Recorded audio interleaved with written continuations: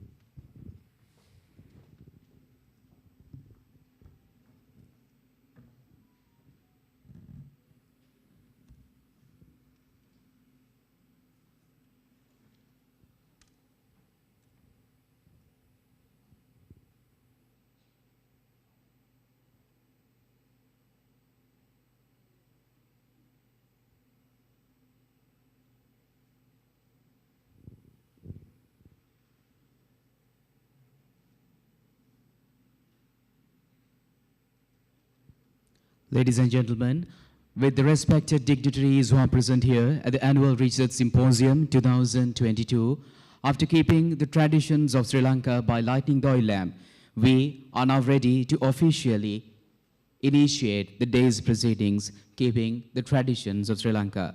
Ladies and gentlemen, digital transformation and innovative approaches to mitigate the challenges in higher education sector. The theme of the Annual Research Symposium 2022. Ladies and gentlemen, University of Colombo, being one of the topmost university in world rankings and in Sri Lanka as well, proceeding towards its excellence and even having its numerous disciplines distributed in numerous areas of education. Ladies and gentlemen, being one of the prestigious universities in Sri Lanka and around the world, University of Colombo proceeds in its formal manner, benefiting the entire human community.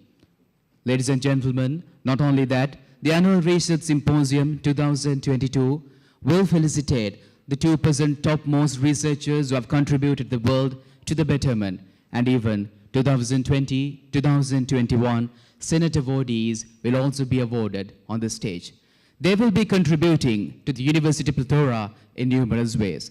With the presence of distinguished personalities, an event of international caliber, we are conducting today's Annual Research Symposium 2022.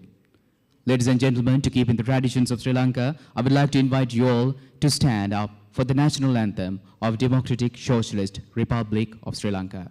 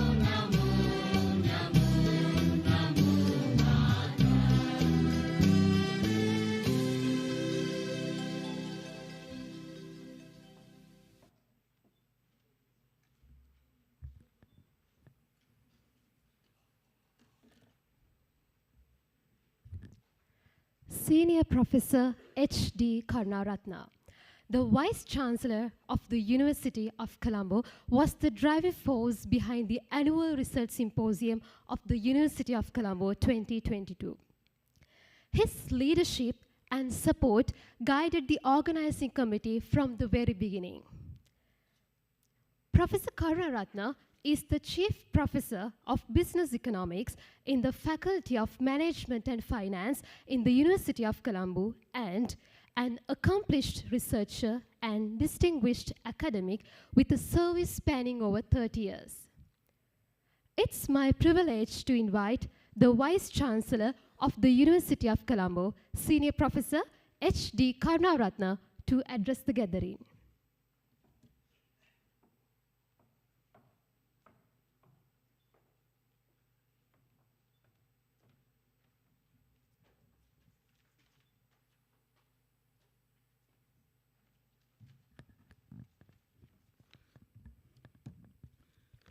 Very good afternoon. Senior Professor Malik Rana Singha, renowned scholar and well-known academic administrator, Chairman of the Information Communication and Technology Agency. Our keynote speakers today, Dr. Mario Garcia, Fellow and Adjunct Faculty, Durden Business School, University of Virginia, USA. Mr. Ryutaro Hayashi, Social Sector Economist, Human and Social Development Division, South Asia Development, Asian Development Bank, ADB. Mr. Arjun Nanayakara, Director, CEO, GTN Technologies and Head of Shared Services, GTN Groups. Professor K.P. Hewagamage, Chairperson of the Annual Research Symposium 2022. It is my great pleasure to welcome all these distinguished dignitaries, deans of the faculties, directors of the institutes, heads of the departments, senior professors, registrar of the university, bursar of the university, all other distinguished academics, invited guests, academic support staff, and particularly UCSC staff. Welcome for the Annual Research Symposium 2022. As the Vice Chancellor, in this year we entrusted to undertake this activity by the Professor K.P. Hewagamage. He has done very well up to today.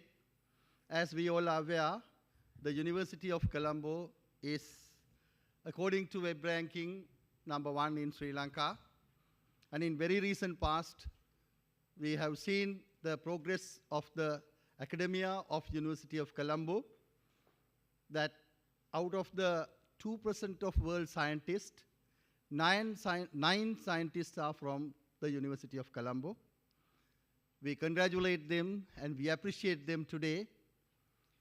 And apart from that, earlier University of Colombo was in the category of 801 to 1000 in the university ranking, and this year September we shifted into 601 to 801 ranking in overall ranking.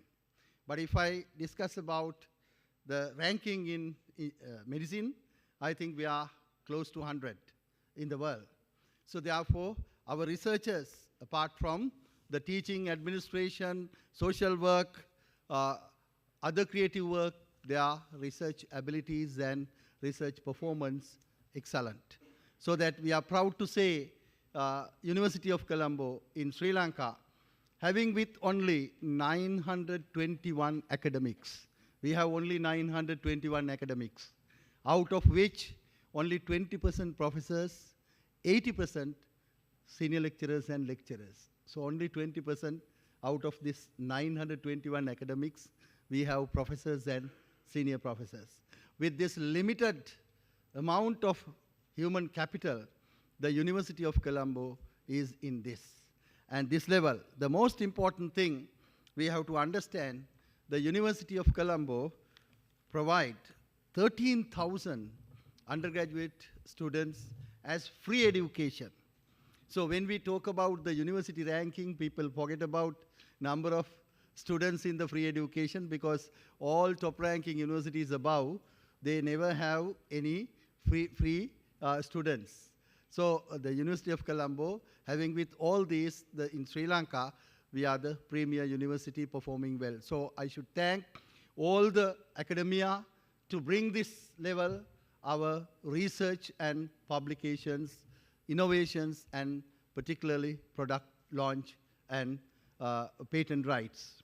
So in recent past, we have seen how our academia is performing, and we should support them. We have to help them. Particularly, we have to concentrate on this 80% of senior lecturers and lecturers, how they can go forward with the available facilities to conduct research and publications and product development like that. So in this case, we can understand this Annual Research Symposium is very important event in the University of Colombo. We are conducting 13th year continuously this Annual Research Symposium. Today we have the Annual Research Symposium inauguration at the university level, but we have 9 faculties. Some of them have already completed their Annual Research Symposia. Some of the institutes to be held in next month. So during December, the rest of the faculties and institutes will conduct all their research conferences. So these 9 faculties, 9 institutes, I think except one institute, all are conducting Annual Research Symposium. Some are conducting international research conference in their field of study. So that I believe that the weightage we are giving for research and publication is day by day increasing. Recently we have done Google Scholar analysis on our publications, on our academics, and on our findings. So we are delighted to understand that not only teaching and other activities, our academics are highly committed for research. But we know a country like Sri Lanka, universities have established to teach for undergraduate. That was the inception. Though we have spent 150 years, but maybe almost all 150 years we were trying every year to increase number of undergraduates, maybe 10%, something like that. But the issue is that we have never paid much attention on the academia to go for their publication, research, and have the research fellowships and research groups, research activities, because our main role, we have been concentrating on undergraduate teaching. Now the system is changing. Now we know, as today's title, the very timely important title selected by Professor Hivagamage and the team of the Annual Research Symposium this year, they have selected this digital transformation and innovative approaches in the particularly higher education challenges. We know Sri Lanka is facing bunch of crises, many crises we are facing, of course starting from the Easter attack, then COVID-19, then economic crisis, political crisis, social crisis, debt crisis, food crisis, whatever the crisis we have, we are still alive. So that I think we are coming back. So I hope that if we get together to overcome any crisis, there is only one key. To overcome any crisis, the only one key is the innovations and research, and do it in a different way. So in that sense, that we know we have to transform, not only just for transformation, but we know the world is moving to digital transformation and innovative approaches. So the University of Colombo also going with that. So therefore, I am very much happy to be here with the academics like this in the University of Colombo. So thank you very much, particularly Senior Professor Malik Ranasinghe, who is gracing us today as distinguished scholar and renowned administrator, and all other distinguished invitees. Thank you very much for coming to the University of Colombo to celebrate with us this grand path of the researching, publishing, and creativities in the University of Colombo. Thank you.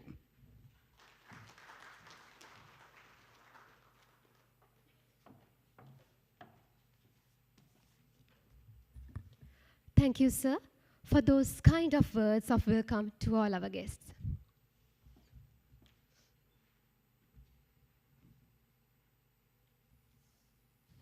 Situated in the heart of Colombo, the University of Colombo is spread across of 9 faculties, 7 institutes, a campus and a school. Armed with the motto, "Wisdom enlightens," the university provides youth with knowledge in all academic disciplines, catering currently to a student population of nearly 25,000 from across the country and overseas. The university has a strong commitment towards research. with academics in various disciplines engaging in high-quality research of local and international relevance.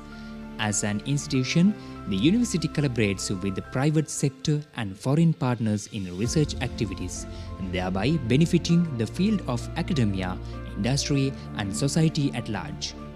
Unfurling its reputation regionally and internationally, the University of Colombo has secured a leading position in the World University Rankings in 2023, which is a testament to the extraordinary achievements of its passionate scholars.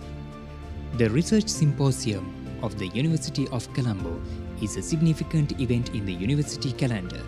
Since its inception as an annual event in 2008, it has provided researchers a platform to showcase their novel and innovative scholarship.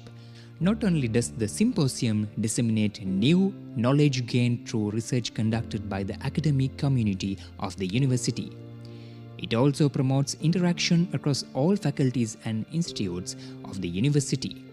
Each year, abstracts of papers presented at the symposium are published as proceedings of the symposium and represent the bulk of research work carried out in the university in that particular year.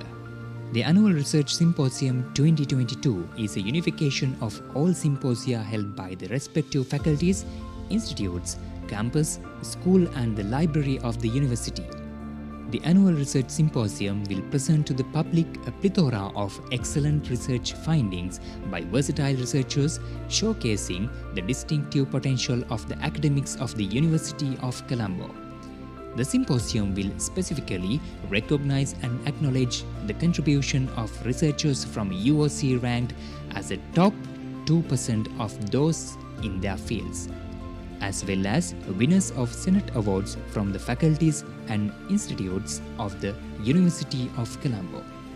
The Annual Research Symposium of 2022 is organized under the guidance of Senior Professor H.D. Karunaratne, Vice Chancellor, University of Colombo.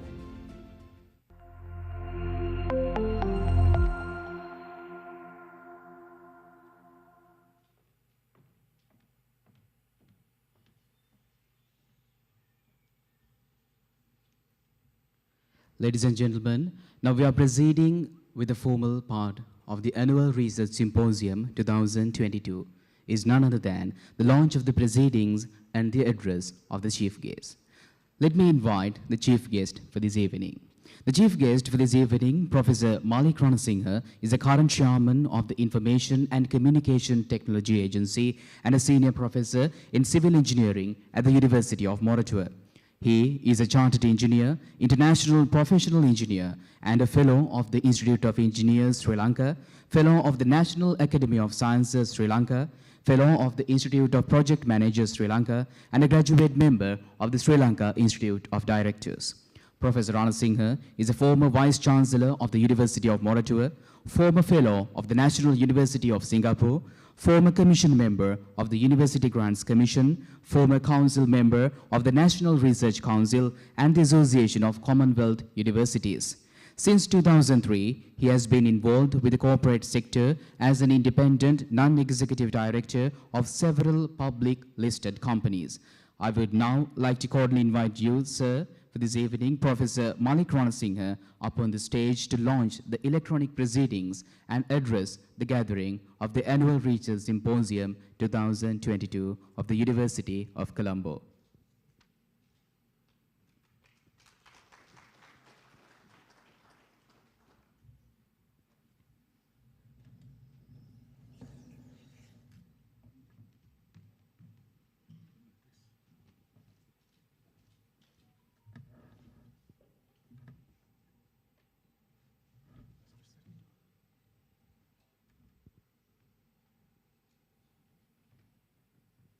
Ladies and gentlemen, now we witness the launch of the proceedings of the Annual Research Symposium 2022 of the University of Colombo.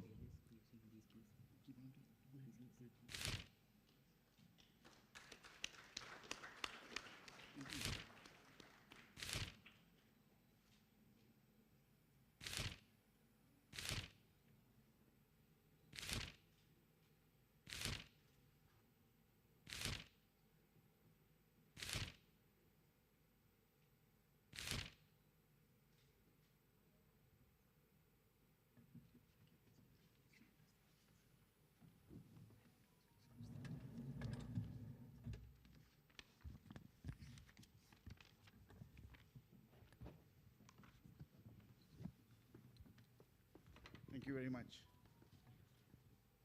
Vice Chancellor, sir, keynote speakers, Chairman and members of the Organizing Committee of ARS 2022, Directors of Institutes, Deans of Faculties, Registrar, Bursar, Librarian, Heads of Departments, Senior Professors and Professors, members of the academic staff, distinguished invitees, ladies and gentlemen. Thank you very much for inviting me to be the chief guest at the Annual Research Symposium of 2022 of the University of Colombo on the theme, Digital Transformation and Innovative Approaches to Mitigate Challenges in the Higher Education Sector. Thank you very much, because this theme is relevant and very timely. First of all, let me congratulate the 9 faculty members who are listed in the top 2% of the world's best scientists researchers in the Stanford University list. It is remarkable that out of the 22 Sri Lankan scientists recognized in the Stanford list, 9 are from the University of Colombo. I also congratulate all the researchers who are receiving your awards today. You have worked hard, and your university is recognizing your outstanding research performances. This is a day to celebrate your achievements in your chosen field of research, and a day of promise for a rewarding career of achievements and challenges in research. I will keep my speech very short, as I know very few actually listen to the chief guest at award ceremonies, especially since you're waiting to listen to 3 very interesting keynotes. Secondly, most all of you are outstanding researchers, and there isn't much that I can contribute towards your future development in research. Thirdly, and most importantly, the chairman of your conference insisted that my speech should be very short.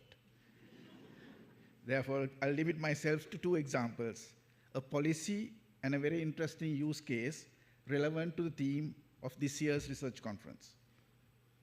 Ladies and gentlemen, during the COVID-19 period, we saw that the traditional education systems were unable to cope with the changes required in learning and teaching. The change in demands in the learners and their competencies, and the need for new ways of teaching and managing complexities required us to think out of the box. Like you, the Information and Communication Technology Agency, or the ICTA I represent, identified the relevance of the theme of today's theme, and with the Ministry of Education drafted a policy for digital transformation of education to facilitate and nurture the 21st century skills, broadly identified as learning, literacy, and life skills among the students. This draft policy has been sent to the UGC Standing Committee on Computing and the National Institute of Education for their views and consent. Once the ICTA board approves the policy, we will place it at the Cabinet of Ministers for their approval. The policy covers the entire education sector, covering school, vocational, and higher education.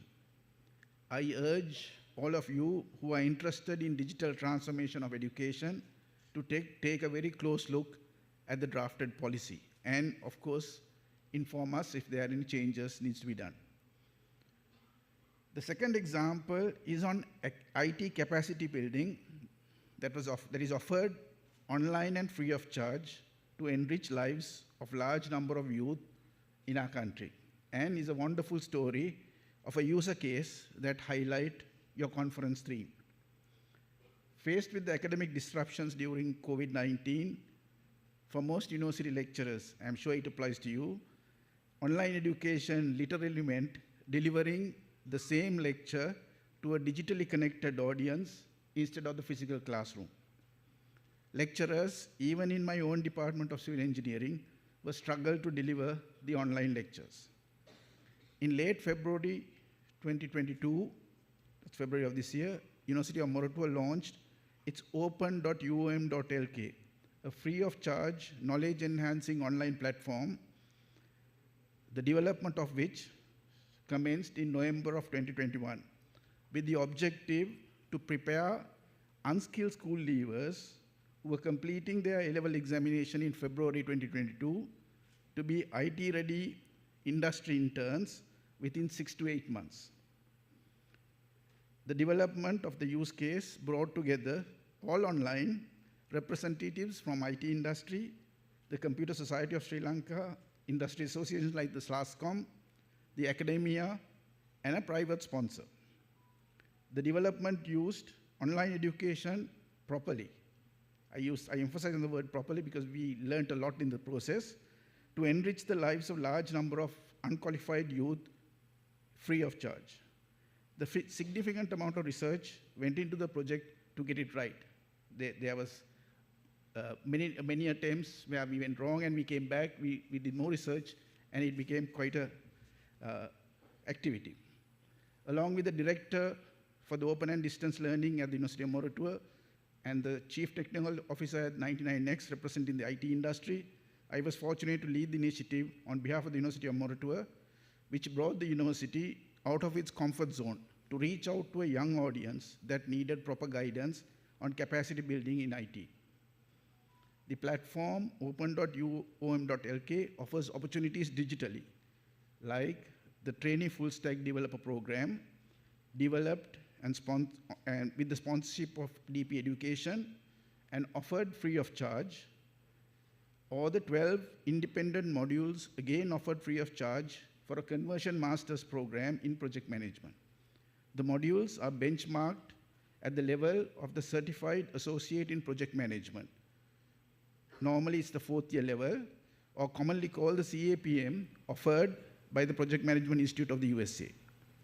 Every module in the open.um.lk is now developed to be learner-centered and totally self-contained.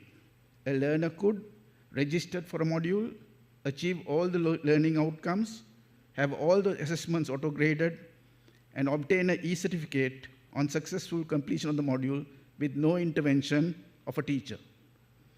It is a far cry from what we initially believed to be online education. The content on the modules are benchmarked against the best of class similar online programs around the world. For branding, it is required that all modules must follow the same style, even to the extent of highlighting the colors that are used for highlighting your lecture notes. Open.um.lk adopted the style similar to that used by the Stanford University for their online courses. Open.um.lk platform requires all modules to have a video-based lecture on an approved script. We can't just go and lecture as we normally do. Every word in the script is approved by a committee, and then only you'll have to do the video. The script, quizzes and assessments, the reference notes for independent study are essential components of the video for all modules. The script is included to ensure that the learner can read the script if he or she cannot understand the lecture. Most of the scripts for modules targeted at school leavers are now being translated to both Sinhala and Tamil. Our original target when we started was to register 25,000 students as the best case, which would have tripled the number of users on the University of Moratuwa's Learner Management System, or our LMS. 8 months after the launch, today, we have over 143,000 students registered for the free of charge knowledge enhancing platform, open.um.lk. The LMS has so far managed to survive despite the heavy demands from the participants. On completion of the free of charge trainee full stack developer program, for example, we and the industry representatives believe that the participant will be industry ready within about 6 to 8 months. In July 2022, the open.um.lk platform was submitted to the prestigious 8th European e-learning Excellence Awards for 2022. It's with pride that we report on 28th of October 2022, less than 1 year after commencing the initiative, open.um.lk platform was placed first at the competition held in the UK, winning the 8th European e-learning Excellence Award for 2022. I'm sure the CODL of the University of Moratuwa, which considered that to be an almost close to a MOOC, we'll be very happy to share our experiences with anybody interested in e-learning. Let me conclude by congratulating the chairman and, his committee for organizing a very timely research symposium, and wish the Vice Chancellor, the directors, deans of faculties, and the academic staff, registrar and the administrative staff, every success in your future endeavors. I take this opportunity to congratulate all the research award winners once again, and wish all of you a very successful deliberations at the research symposium. Thank you very much.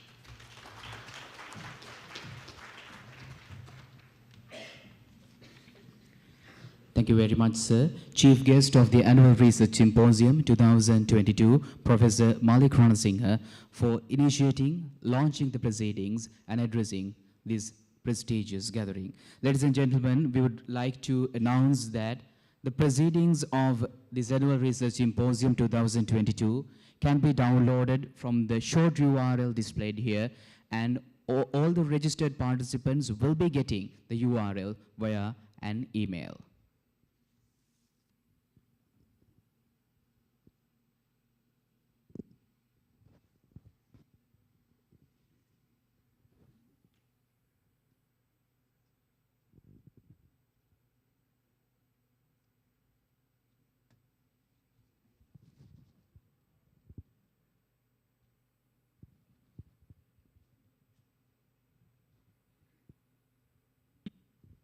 The University of Colombo, one of the most prestigious universities in Sri Lanka, was formally established in 1942 as the University of Ceylon, the first higher education institute in Sri Lanka. Today, the University of Colombo includes 9 faculties, 7 institutes, 1 campus, and 1 school. However, its faculties of medicine, arts, science, and the library were founded much earlier and boast of infrastructure constructed over 100 years ago. Currently, the university has over 900 academics and 11,000 postgraduate and over 20,000 undergraduate students. More than 270 of its staff members have obtained their postgraduate degrees from different parts of the world. During the last 2 years, scholars hailing from the university have published over 1,400 research articles, out of which more than 1,000 are in indexed journals. Some of these research studies were commercialized and have also obtained patents. The University of Colombo has unfurled its unrivaled name regionally and internationally since its establishment. In 2022, the university retained the top position among Sri Lankan universities in the first and the second editions of the Webometric rankings. It is also identified as number 1 among Sri Lankan universities in the Simago International Rankings for 2022. According to the Times Higher Educational Rankings in 2022, the university has advanced to the 601 to 800th category and is expected to be among the first 600 universities in the world by 2023. We are proud to announce that 8 academic staff members and 1 postgraduate student of the University of Colombo are named in the top 2% of scientists 2022 list released by the Stanford University. Bringing international recognition to Sri Lanka and the university, Dr. Chaturanga Ranasinghe from the Faculty of Medicine was the first Sri Lankan to be awarded the 7th Sheikh Fahad Hiroshima Asia Sports Medicine and Science Award in line with the Asian Games 2022. Alumni from the University of Colombo are spread worldwide, and their continuing excellence in their respective fields has brought international repute to the university. In March of 2022, the International Astronomical Union officially named an asteroid as Colombo Unilanka to honor the University of Colombo, as it was Dr. Nalin Samaranayake, an alumnus of the university, and his fellow astronomer who discovered this asteroid in the year 2000 from the Kitt Peak National Observatory in Arizona, USA. On numerous occasions, alumni of the University of Colombo have been recognized locally for their outstanding performance in research. In September of 2022, 3 senior academic staff members of the university were granted awards at the Committee of Vice Chancellors and Directors Excellence Award Ceremony 2020. Senior Professor N.D. Karunavira from the Faculty of Medicine was awarded the most outstanding senior researcher in the field of health science, medicine, dental science, veterinary science, and allied sciences. For humanities, aesthetics, and social sciences, Senior Professor L. Manavadu from the Faculty of Arts received the award for the most outstanding senior researcher. Meanwhile, Dr. Dinesha Samararatna of the Faculty of Law was awarded the most outstanding young researcher in the field of management and law. As the pioneering seat of higher education in Sri Lanka, the University of Colombo has a strong commitment towards addressing sustainable development goals through its research, teaching and learning, and community development at both national and global levels. It has established the SDG platform with the overarching purpose of enhancing the university's visibility in advancing the SDGs. The University of Colombo continues to remain a prestigious higher education institution in Sri Lanka that contributes to global research. Collaborating with the private sector and foreign partners in research activities, it will continue to benefit the fields of academia, industry, and society at large, thereby establishing itself further as the seat of higher education in the country.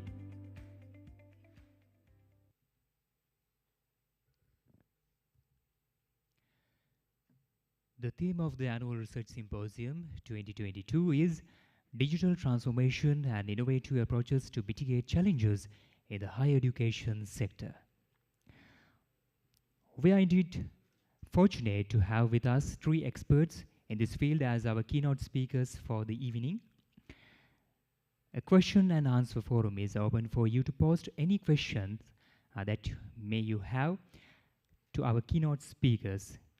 They will answer them via the forum after the session. The URL for the accessing the forum is displayed. Ladies and gentlemen, it is my privilege to introduce the first keynote speaker for the day, Mr. Ryotaro Hayashi. Mr. Ryotaro Hayashi is a social sector economist attached to the Asian Development Bank. He has an MSc in Social Policy and Development from London School of Economics and Political Science. Over the last 7 years, he has been working mainly for post-secondary education projects and knowledge products in South Asia. He has vast experience to draw from, having worked for the World Bank, Japan International Cooperation Agency, JICA, and Japan Bank for International Cooperation before joining the ADB. Mr. Ryotaro Hayashi, so it is my pleasure to invite you to speak on digital transformation readiness of Sri Lanka higher education.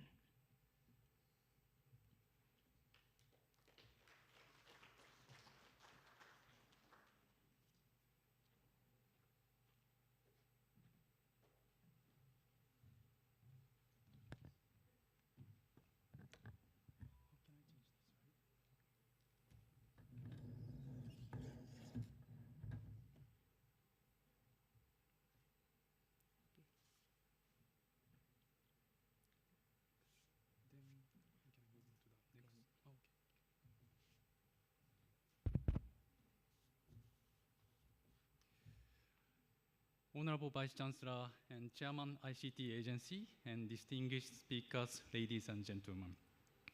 This is my great privilege to talk about turning crisis into opportunities, current status of digital transformation and possible innovative application in Sri Lanka.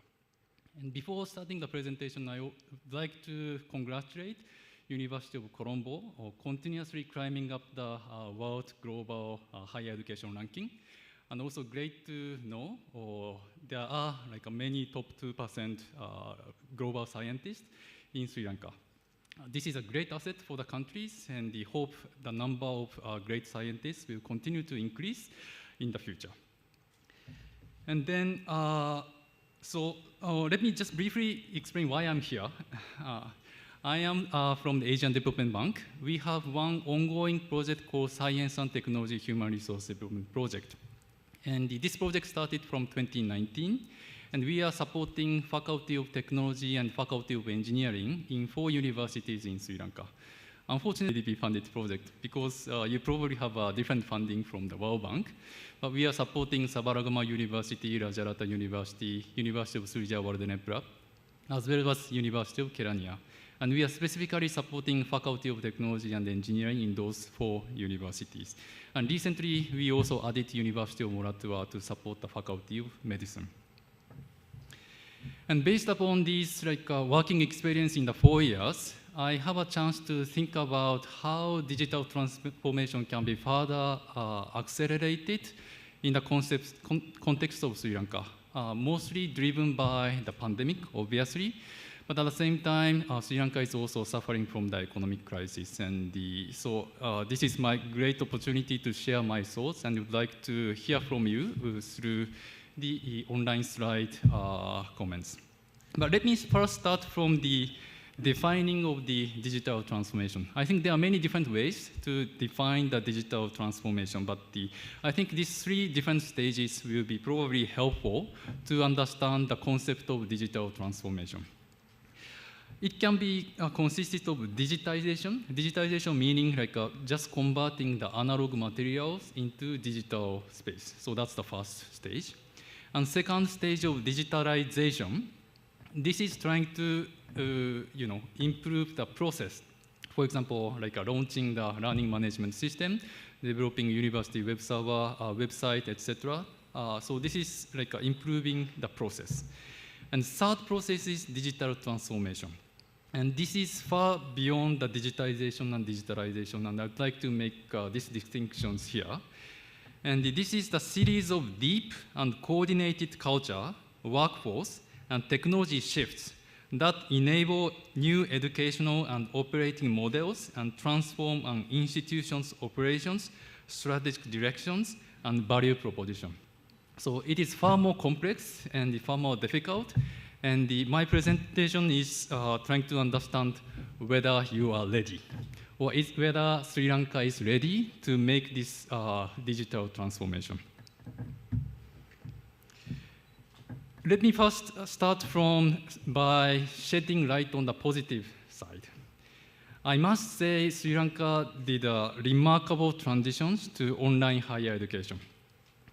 ADB, based upon the request from the Presidential Task Force on the Education Affairs, and also request from the Ministry of Education and University Grants Commission, we have conducted online surveys in June 2020 and November, December 2021.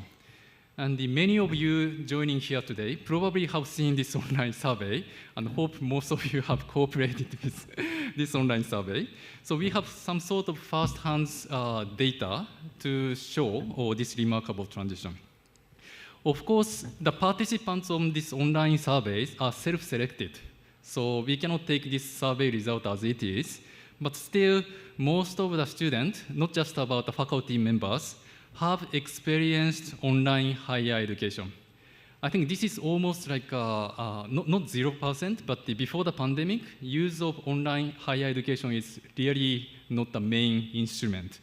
But immediately after COVID-19 pandemic started from March 2020, because we have done the survey in June 2020, and we could witness many of the students, faculty members, immediately started to online higher education tools to deliver education service delivery. So which I think is a remarkable achievement of Sri Lanka. And at the same time, when we did another survey in November, December 2021, we have seen the quality of online higher education delivery has significantly improved.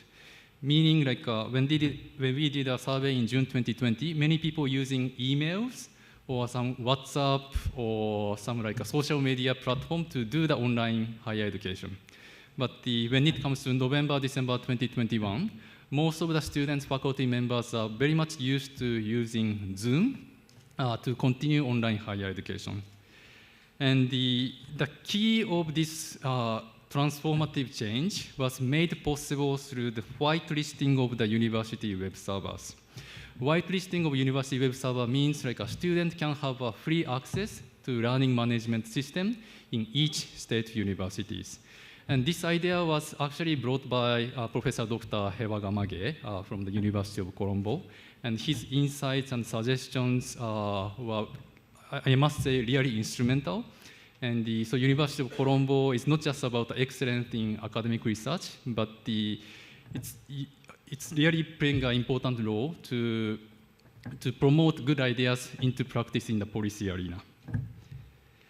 And then after December 2021, we came to know most of the students and faculty members are continuing online higher education through Zoom. So we are collaborating with Lanka Education and Research Network, LEARN, to get the online, real-time online Zoom meeting usage. So this is a simple graph, monthly graph, of the number of Zoom sessions and number of unique Zoom license users over the past 2 to 3 years. And as you can see, in 2020, number of Zoom sessions and number of Zoom license unique users are like a very minimal. But soon after the pandemic in March 2020, it like skyrocketed, jumped up. And as the COVID-19 waves, sometimes COVID-19 is decreased, the number of Zoom sessions also decreased. But again, if the COVID waves are coming, the Zoom session is sharply coming up. So Sri Lanka has managed to continue using Zoom as a main instrument to deliver the online higher education. And the slide marked pink is showing the drastic increase. And you can see those increase in April 2020, October 2020, May 2021, August 2021. Those are basically COVID-19 waves.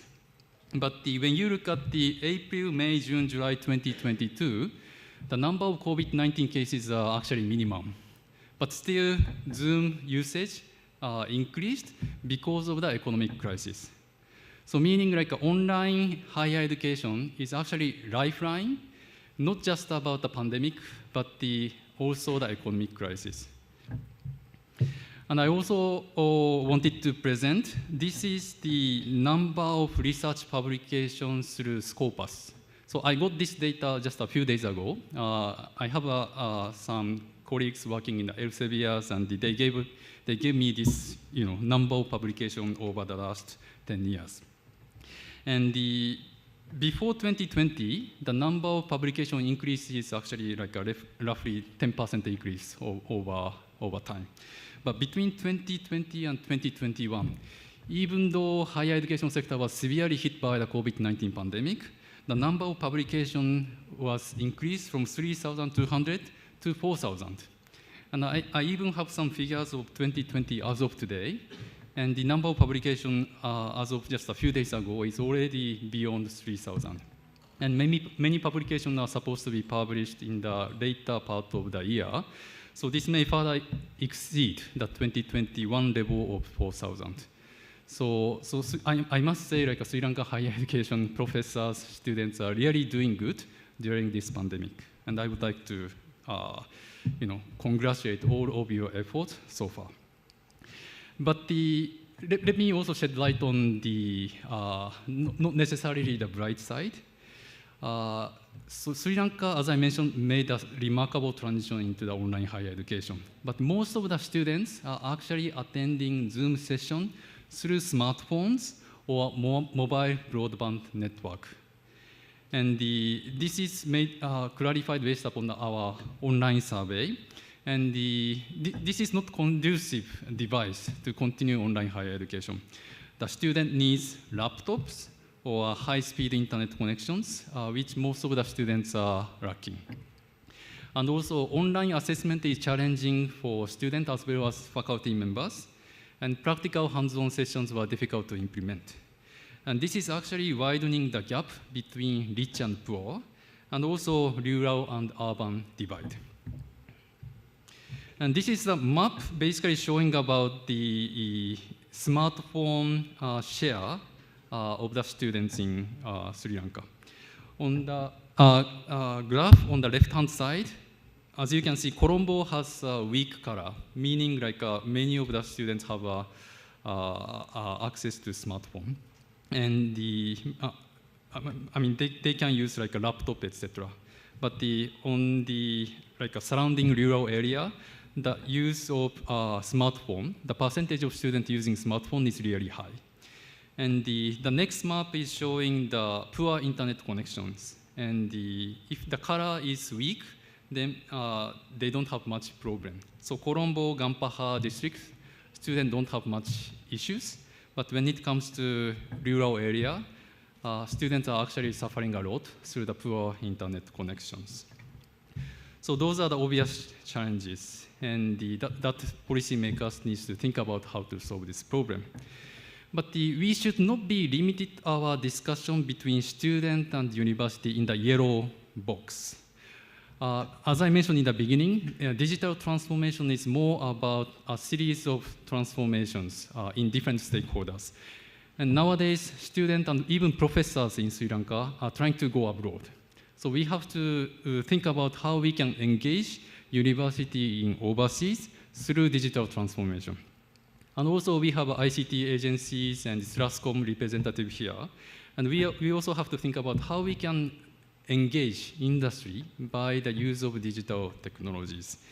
And as I mentioned, Sri Lanka is still continuing online higher education because of this crisis. And we have to turn this challenge into opportunities, and we wanted to share 3 different specific cases how this can be done. The first case is accreditation of online higher education. This is an example of Indonesia. And Indonesia is a big country, but it consists of many small islands. And the students in the remote area, they go to nearby local universities, but those universities don't have a good faculty members. So students are actually constrained by the access to quality higher education programs. And this Indonesian government is trying to solve this problem by allowing students to have an access to online higher education. So meaning a student, if they complete online higher educations through EDX, Coursera, through Harvard course, MIT course, Stanford course, once they get the certificate, course completion certificate, they can use this as a graduation credit. So Indonesia as a government, they are allowing students to count those credit, up to 40% of the study program, they can use it for graduation credit. And it's not just about the EDX or Coursera. Many universities in Indonesia are now producing quality online courses. And the Indonesian government is establishing Indonesia Cyber Education Institute. They are preparing the online course marketplace, and the students can pick and choose the most interested subject in the global standard. So students still belong to the specific local university, but at the same time, up to 40%, they can complete online courses whenever they want to. So this model can be potentially interesting also Sri Lanka. And now Lanka Education and Research Network, LAN, is starting to have some pilot collaboration with Indonesia Cyber Education Institute. And we are trying to allow 500 Sri Lankan students to have an access to this Indonesia Cyber Education Institute. Of course, just having an access to this online marketplace is not enough, because in Sri Lanka there is no regulations allowing students to count those course credit as part of the graduation credit. So further policy reforms and the regulatory framework needs to be developed, but this is already happening in the context of Indonesia. And if Indonesia can do it, why not Sri Lanka? So this is the first very specific, interesting case which Sri Lanka can potentially look into. And case number 2 is online job matching. Of course, as a university delivering a quality online course and conducting research is all important. But the Sri Lanka's youth unemployment rate is more than 20% now. And female youth unemployment rate is even exceeding 30%. And I must say this is one of the highest youth unemployment rate in Asia and Pacific. And we have to address this one, and higher education institutions also have to take this seriously. And one potential way to facilitate job matching is this online job matching. For example, in Sri Lanka, there is a Top Jobs and other online job matching companies, and they can potentially support university career counseling unit to try to facilitate this online job matching process. And there are many different techniques to identify the better match, and those can be further explored. And I'm actually doing this in the context of Bangladesh, collaborating with BD Jobs. BDjobs.com is the largest online job matching site in Bangladesh, and this is actually helping students to have an access to decent jobs. And this is particularly helpful for students living in the rural area, because in order to take a job interview, they have to come to like a big cities. But through the online job portal, they don't even have to come. And this is also helpful for the persons with disability. They cannot come to big cities like Colombo if they are living in the faraway districts. But they can feel free to join online job matching wherever they have a good access to internet connections. So digital technology hub is bringing us a lot of opportunities, and we can possibly harvest in the context of Sri Lanka as well. And case number 3 is the skills demand analysis using high frequency data. This is again the example of bdjobs.com in Bangladesh. But the online job platform is actually very, very interesting. For example, on the left-hand side, this is the real job posting, online job posting in Bangladesh. I take this example just a few days ago when I go to the bdjobs.com website. And every online job posting, they have a job title. For example, in this case, senior web developer. And as part of the job description, they include specific computer programming language requirement. For example, in this senior web developer case, they are looking for someone who can use JavaScript or PHP and those computer languages. And this is actual industry demand.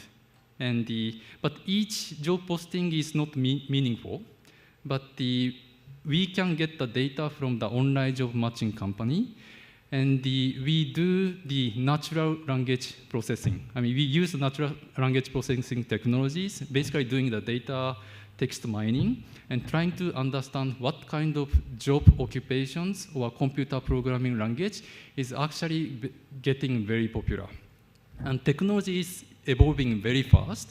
And on the right-hand side graph is the example of specific computer language, which is actually getting very popular in the last 5-6 years. And as you can see, #1 computer language in 2021 is API. And in 2016, this API, kind of a skills, knowledge, techniques was ranked only 14th. But in 2021, it became #1. And also, even research skills was like, in 2016, it was not top 20. But now in 2021, the research skills is becoming 13th positions. So those are like a real-time skills demand analysis, which we can actually do if we can get the data set together with the natural language processing technologies. So with this use of technologies and collaboration with the industry partners, we are having a lot of opportunities to reduce the gap between the academics and the industries, and this is something we can also think about. So in conclusion, I must say Sri Lanka actually did a great job for the remarkable transition into higher education, digitization and digitalization. As I mentioned in the beginning, there are 3 different concepts. In digitalization, I think Sri Lanka is doing very good job, even compared with other countries. And but second point is student is actually getting tired because they have been continuing this online education for more than 2 years, and student fatigue is becoming obvious, and also increasing the gap between rich and poor, and between urban and rural areas are getting more clear. And number 3, unfortunately, because of this economic crisis, this online higher education needs to continue for the foreseeable futures to some extent. And we have to think about how we can turn this crisis into opportunity. for the holistic higher education digital transformation. And I gave you 3 specific examples which I'm working on in Bangladesh or in Indonesia. And if other surrounding countries in similar development status can do this kind of changes, I hope Sri Lanka can also step forward to make their own innovative innovations and transform higher education space in Sri Lanka. Yeah, so let me stop here, and if you have any questions, I'll be happy to respond through the slide platform. And thank you again, once again, giving me this opportunity to present my findings. Thank you very much.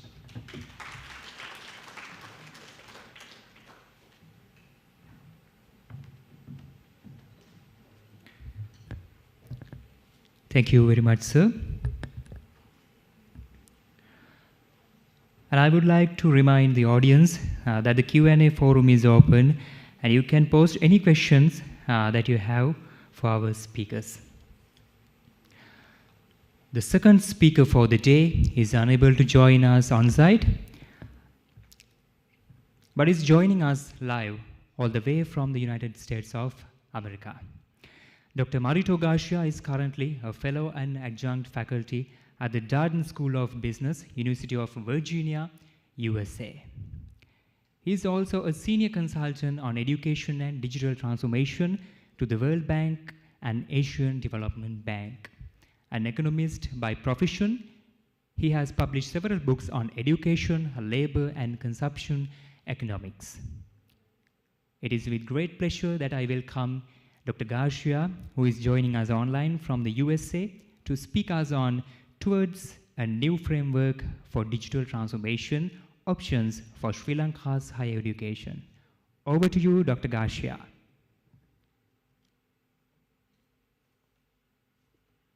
Thank you. Can you see my slides? Can you see me? Yes, it is visible. Yeah, okay. Thank you very much for inviting me to this symposium, and thank you specifically to Professor Hewa, who has been gracious in interacting with me on this issue of digital transformation. The previous speaker, Ryotaro Hayashi, has in his last conclusion challenged us to opportunities for a more holistic higher education transformation.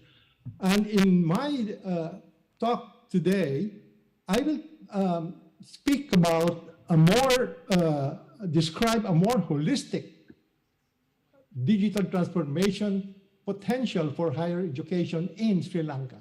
And this will be in 4 areas of why digital transformation for Sri Lanka. And I will also present frameworks of transformation in international examples, and a framework for Sri Lanka, and some steps to move forward on that.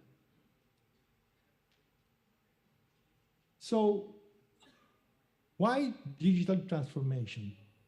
Over the last 30 years or so, technology introduction has accelerated in the world, and this has changed the way the world works in terms of the economy, driving the different aspects and sectors of the world functioning.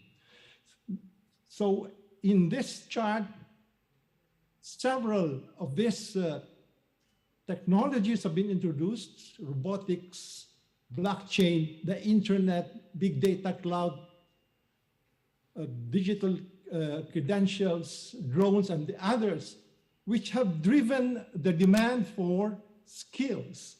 And the World Economic Forum has in fact shown that over the last few years, there are new professions that are appearing in the horizon.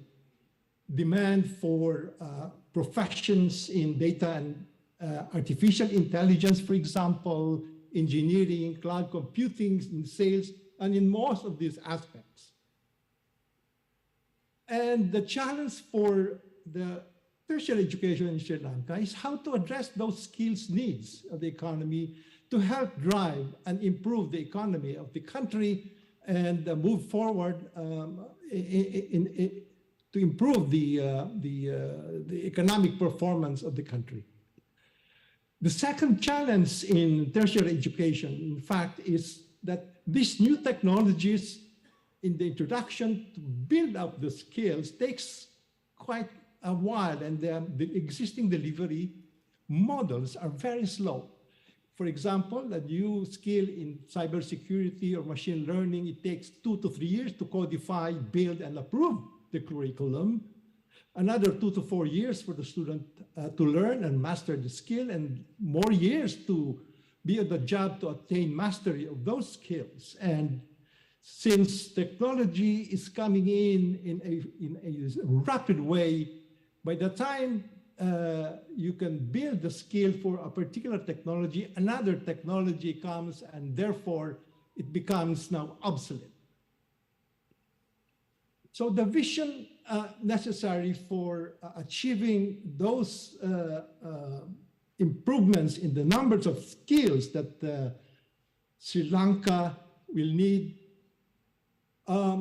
could be, the impact could be on the tertiary enrollment, on the numbers of tertiary students in the country. Today,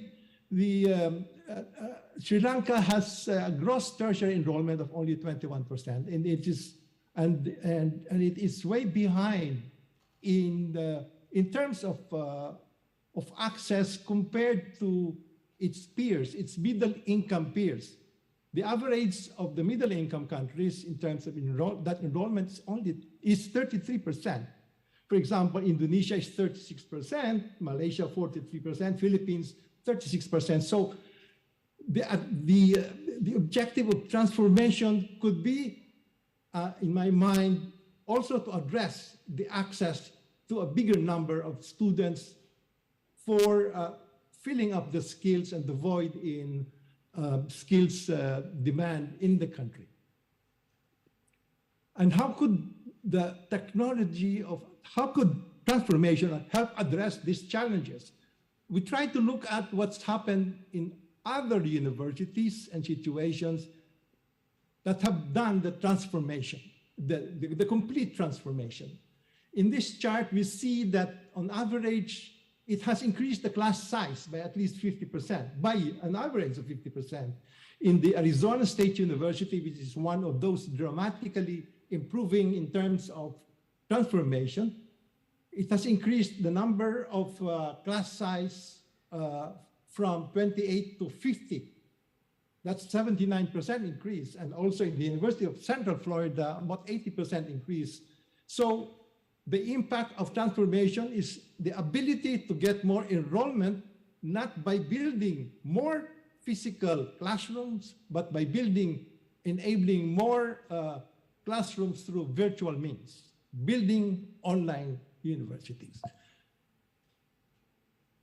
Another impact of digital transformation is cost effectiveness. So at the study by Boston Consulting Group on those universities I mentioned, because of the reduction in instructional delivery through online, the cost per unit credit hour has declined compared to the traditional in-person learning. The impact is also on actual learning itself. Comparing the traditional and the blended learning here for the same class of the University of Wisconsin's early childhood education course, the number of students who have achieved better grades is very visible. So, but what we need is to really understand what transformation is. And Ryotaro has described this transformation as a coordinated culture, workforce, and technology shifts to enable the operation of institutions to improve. So let me then describe the differences between the traditional and digital age learning, just to understand what these transformations are and what culture changes are necessary. In digital age learning, we know that it is personalized learning because you are on your own, in your own computer with the help. Compare that to the one-size-fits-all instructions in the traditional way. Also, in the culture change in digital age learning is that the students have to demonstrate mastery, advances can be demonstrated through the mastery of content and competency in applying what has been learned, whereas in the traditional way, it is more measured by the time spent in class. And so the third one there is we know that digital age learning can be done anywhere and anytime compared to a learning which is actually in the traditional sense, which is fixed in a classroom and you learn within the confines of your buildings. The next difference is that the digital age learning is more student-centered compared to the teacher-centered instructions in the traditional mode. So these are cultural changes that has to happen. And of course, digital content is used in the digital age learning, which provides interactive, flexible, and easily updated materials compared to the traditional ones that use printed books and papers. And in terms of assessments, the digital age learning method uses and integrates the assessments in the learning activities compared to most of the traditional way where it's standardized assessments at the end of courses. Digital transformation are also viewed from the perspective of students through their digital touch points in their life in the university. So digital transformation means also the changes in the processes of, for example, stage 1 in admissions, where there's a portal for submitting application and acceptance. That's digitization and transformation in the processes.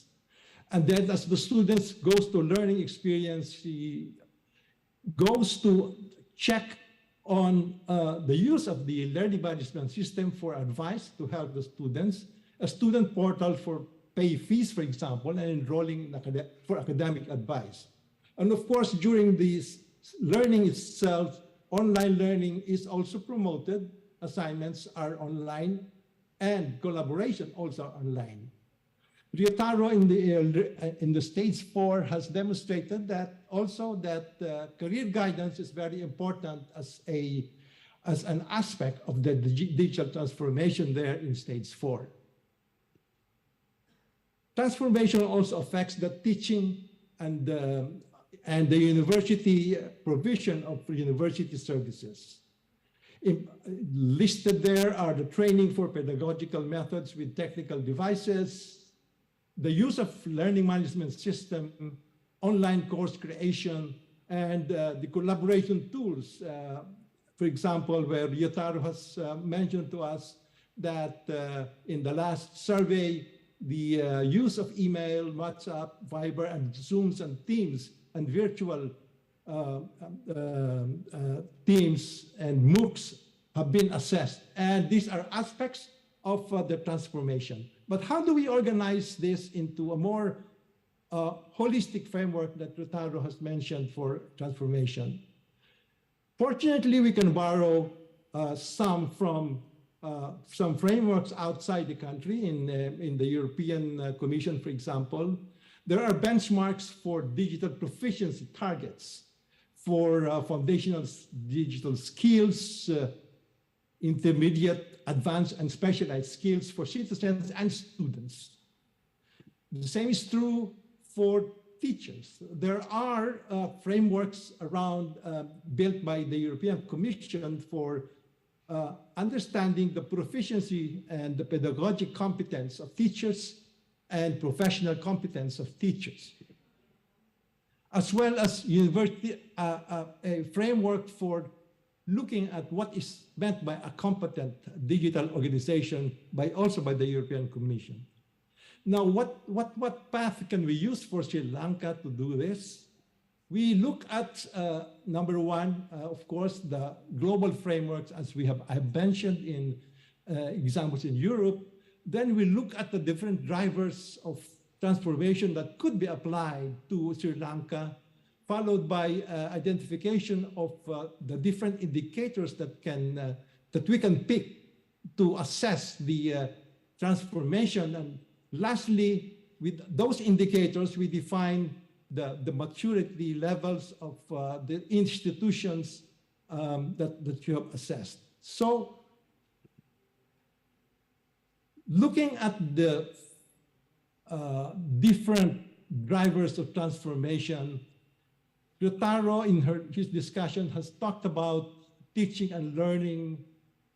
Number 2, the internet infrastructure and devices. Number 6, and also partly number 3, content and curricula. And also number 8, where Ryotaro spoke about the job matching and the portals. But in a more holistic system, we have to look at also the leadership in the universities. Do they prioritize transformation? Do they have budgets for the digital transformation?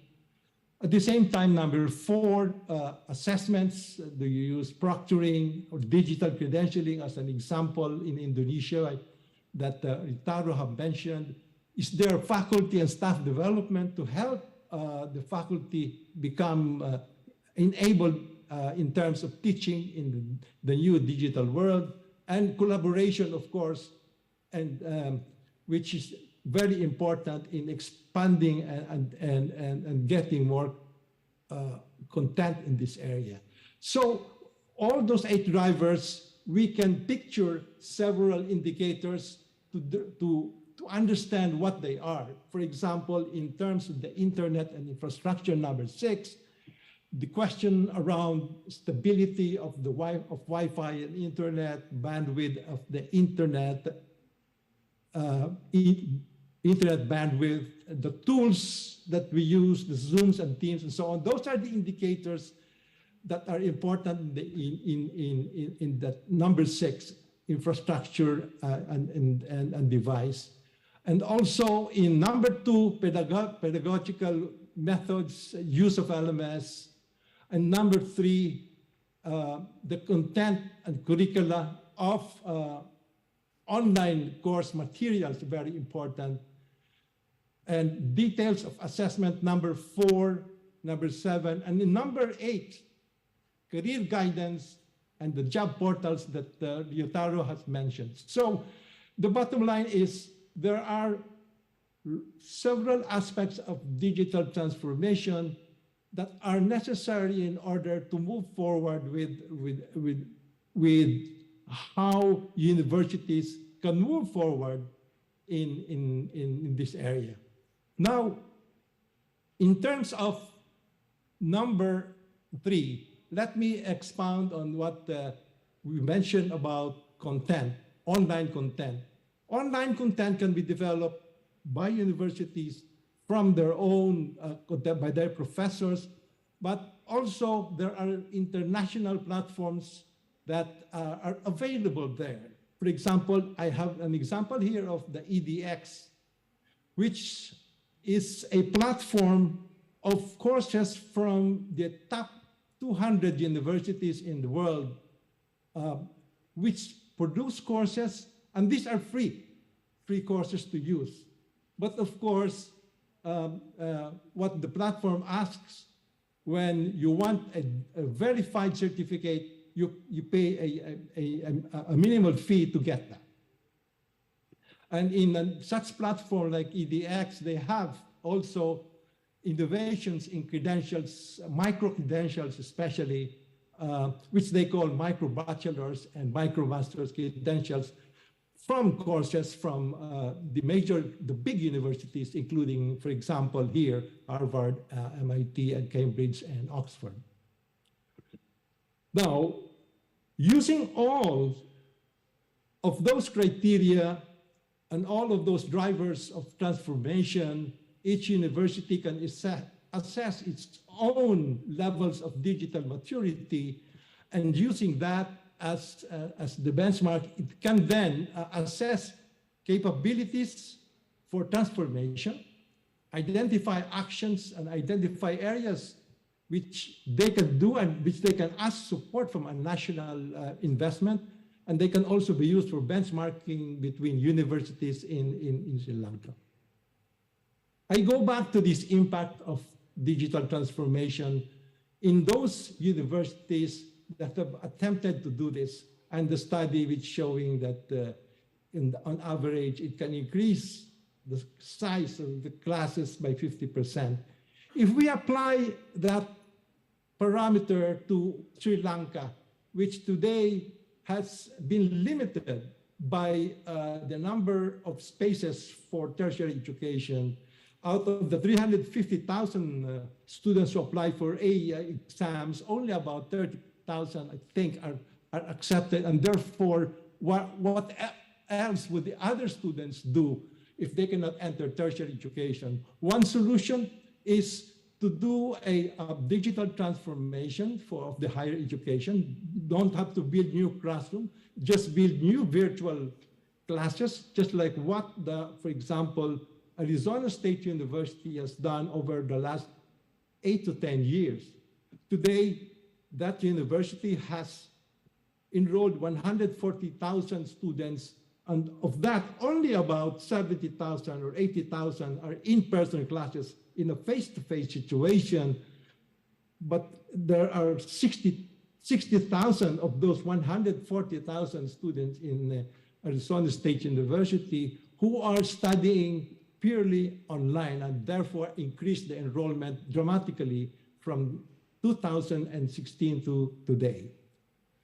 If we apply simulate the same impacts to universities in Sri Lanka, today which enrolls 138,000 students, there's a potential to increase to about 207,000 if we apply the parameter of 50% increase in enrollment through online means, meaning to say some are of the university students are in person and some are purely online, as an example.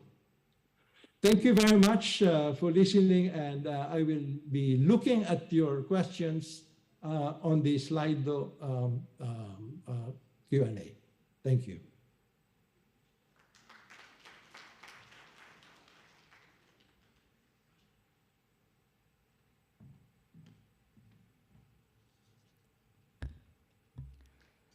Thank you very much, sir.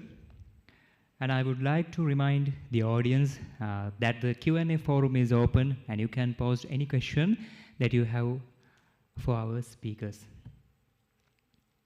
The third keynote speaker for the day is Mr. Arjuna Nanayakara. Mr. Arjuna Nanayakara is the CEO of GTN Technologies SL and the Global Head of Shared Services of the GTN Group. He is a pioneer in building exceptional leadership teams and transforming organizations by formulating corporate and business strategies based on operational excellence, product engineering, and business development. Mr. Arjuna Nanayakara is a management accountant by profession. He is also a marketer and qualified in computer science, design, and engineering, and has several leadership roles in the corporate sector. Mr. Arjuna Nanayakara, so it is with great pleasure that I invite you to deliver your keynote address on transforming to a digital wave.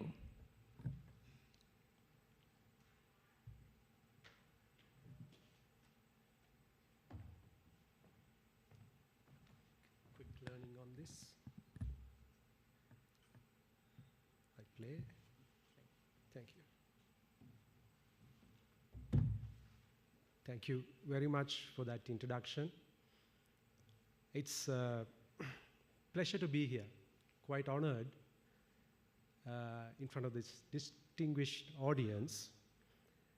And being the third speaker, it's quite a disadvantage because most of the subject is covered. So I decided to be a bit agile, which is part of digital learning. And I want to take it to a more practical industry lens on the whole topic. This topic is a very passionate topic that I follow, and I also influence this based on my dual hats that I wear. One is the Capacity Forum, where I have an opportunity to change the education in Sri Lanka.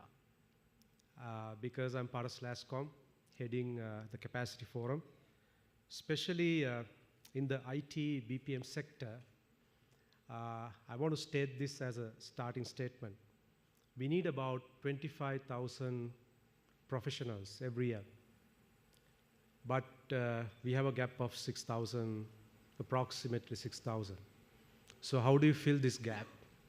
How do you get this gap filled with quality, not just quantity? And how do you fill this fast?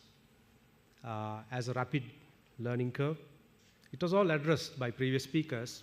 So this got me working in various initiatives, and we got the needle moving. So if you look at this graphic itself, okay, there are many people and their brain is wired, and then at the end you have this bulb which is lit a particular individual with learning. This has a connection to the topic that we are discussing, because if you look at digitalization of education, I want to broaden the topic, okay, because I feel you need to plant the seed way before people get into higher education.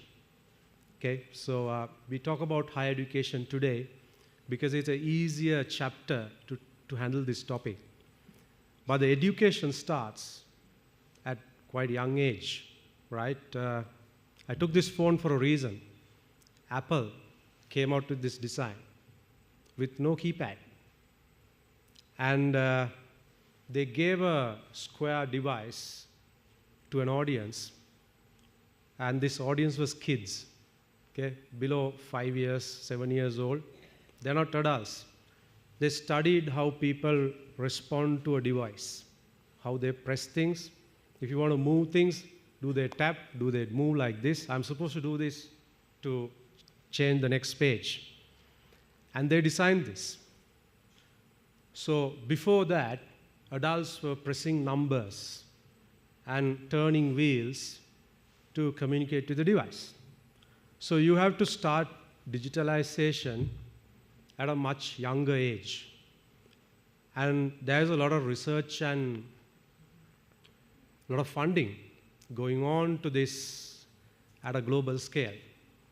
So if a university wants to get into this as a topic, as a strategy, okay, and also compete in the world,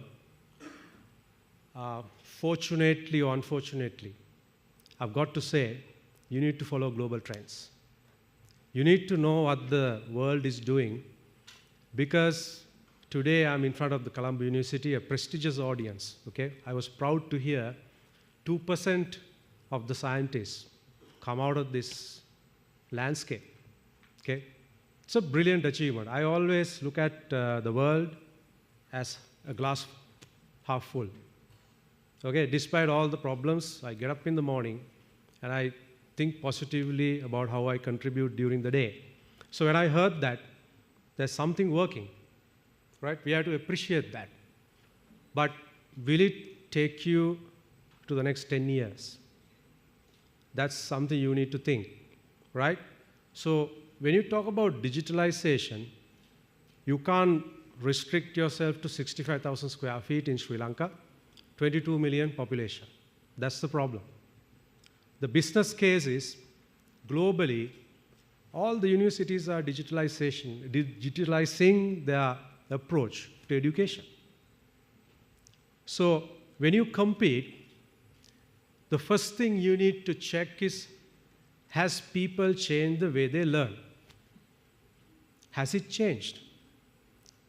And what disrupted the industry? The the clear answer, I think I'm talking to a very educated audience. What fast-tracked this whole thing is COVID, because people didn't have a choice.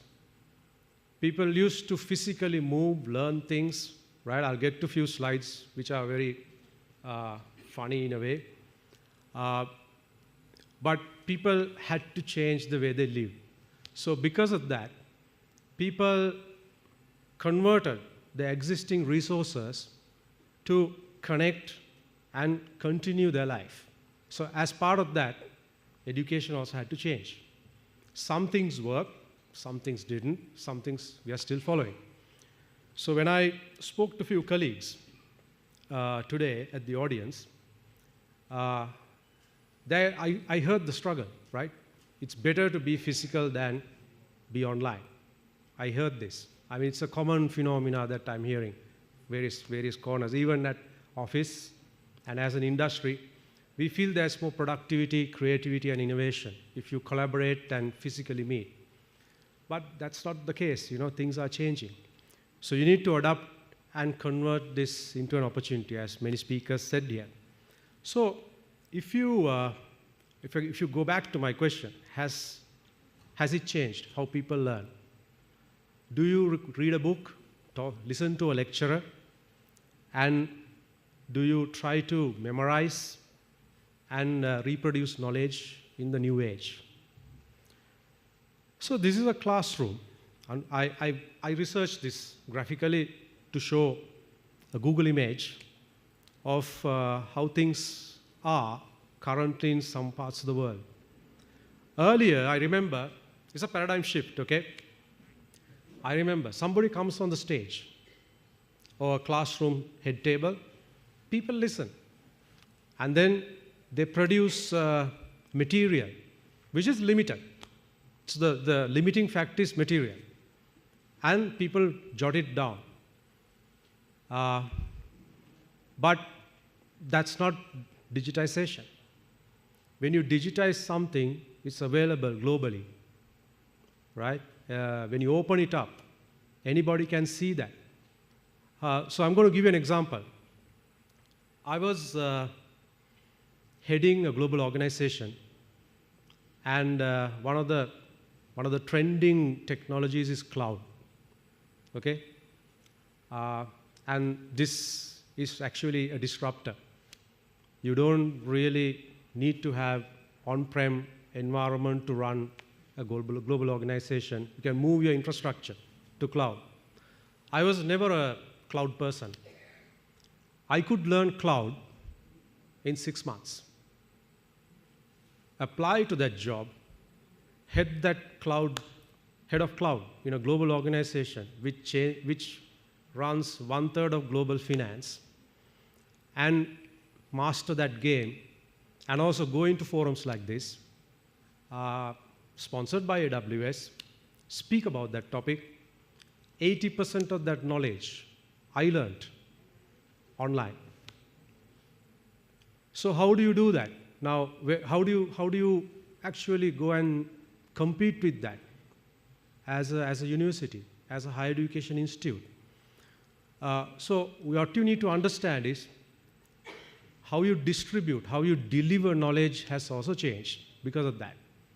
You don't necessarily need to come on a stage, centralize, and deliver knowledge.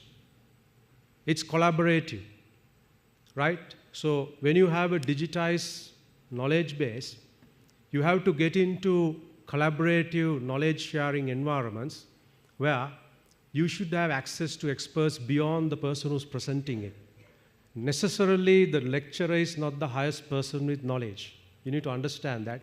He's a contributor to the knowledge and an orchestrator. There may be better people who can translate knowledge into a competency of a person. The second, so that's what you're seeing in this picture. Somebody is in a round table, some other person is drawing something, and there's another person doing a bit of technical work. Somebody else is supervising here, but it could be the same topic that is discussed. But people are absorbing it in different ways. And then they'll go and declare that they have this knowledge through assessments. And it may not be memorized. You can have open book, right, as a new competency. How much of your assessments are open book, where you can declare that you have capability to apply that knowledge to a real life. So digitization will challenge the way you deliver your outcome. And also, people in this room, look at this, somebody's standing, somebody's reading, they absorb knowledge in different ways. Whereas in the previous model, people are given a common benchmark. Okay, so people will learn this differently and reapply that differently, but it will have the common course. So I'll add another very challenging thing. You can implant memory.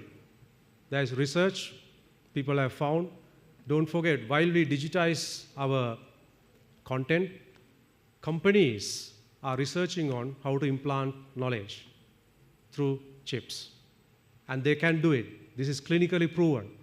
So what happens? Now, I'm not a pilot, right? I implant myself knowledge. I sit in front of a cockpit. I might understand how to fly an A380. What I don't have is practical experience. It'll come to that. So when you study a global topic, this is how you have to compete. So why I brought this topic is pretty interesting. I'm going to tell you towards the end. So if you go and see, I was pleased to see some other speakers also looking at World Economic Forum statistics. Like I said, COVID-19 pushed our way of living to a different landscape, okay? 83% remote work, and 84% accelerate digitalization. This is as a global thing. And look at accelerated automation, more than 50%. And 50% of the people need to get reskilled in life. Okay, so what does this mean? If 50% of the people need to reskill themselves, do you put that material that you want to digitalize as existing skills, or do you want to look at this 50% that needs reskilling so that it's a new competency that you are aiming at for the next generation? You're going to face that challenge. Okay, because if you digitize the existing content, you're actually teaching people or developing competencies which are not useful. Because the COVID and the new transformation has changed the challenges that are needed for people to find jobs. At the end, what are you looking for? You need to find jobs. People need to convert their competencies, and then they need to transform their lives, right, into a sustainable concept as an ecosystem. So you need to reflect that when you do this. So if you move forward, have a look at this, right? As one speaker said, 97, out of this research, 97 million new concepts as sustainable skills, 85 million are reducing their scope of work so that they need to now somehow sustain themselves by reskilling themselves. So what are these new skills? Look at that. If you club that in, I mean, the world is going towards artificial intelligence, data science. We know all these topics, right? Now we have spoken enough. But what's happening at the bottom? Anything that is repetitive, anything that is that can be copied, anything monotonous, computers are taking over. Look at Microsoft. Look at where they are researching and investing. Robotics. There are Power Apps where you have to learn Power Apps just like Word and Excel, apply so that artificial intelligence repetition is already taken care of. As a generic skill, you are supposed to know that now when you report to a very competent job. So what's happening here? The people are moving into cognitive skills, right? What can a computer overcome right now? Cognitive skills, dreaming, right? Computers cannot dream. Computers cannot envision something. Something that is not there, computers cannot build. It needs previous data, right? Artificial intelligence is simply probability theory. based on previous stats. So, so if you now want to build a competency as an organization and get into a global footprint, because this, I was very pleased to hear this, 600 as a world ranking. So now think about a vision. You want to be in the 200, 300 range one day, you need to build competencies to be in this 97 million, right? So what do you need? You need to build cognitive skills, right? You need to have a syllabus which allows people to reflect, think, innovate, be creative, and how do you enhance that 2% to maybe 5%, right? You need to think like that. So this will only happen if you change the syllabus, if you change the teaching techniques, and if you get the students out of memorization and get into critical thinking, right? Analytical thinking, and you build those skill sets, and then you convert them into competencies. So if I move on, this itself tells you the story, okay? Look at this, 50, this actually compares and gives a prediction. Automation has been in the 30% range a few years back, right? As you can see. Automation is going into 47% in few years' time. And if you do this research one more time, it will be over 50%. So you got to understand machines are taking over, right? You can see that, right? Already the cars are there, driving on their own, right? You can do operations. You can, perhaps in few years, you can do a cataract without a surgeon. So things are taking over, right? Accuracy of operations will be higher with machines, right? There'll be robotic capability for people. It's already been built. So machines are taking over. So you need to get that into your framework when you do this. And if you see, right, one of the speakers said, the time it takes to build knowledge, we can't wait for 3 years, 4 years, right? So the existing university system takes quite a long time to get a graduate out. Is it the case globally when you do digitization? It is not, right? Already there's a trend. I mean, look at Sri Lanka. How many of our students from free education come to the university system? Do they cross that and do bridge programs and get out and get into a job faster than doing the conventional method? So if you really look at it, I mean, 4 to 5 months is the highest here, right? That is cloud computing. That's what I did. It matches the benchmark. So product development, 2 to 3 months. So if people have ability to grasp knowledge through digitization like this, how do you want to reapply that recipe to your content when you want to get into digitization? Because it's a paradigm shift. So what are we talking about here? If you want to like conclude this topic, digitization is a disruptor. It is like Airbnb, okay? The world's largest company in leisure without owning a single hotel.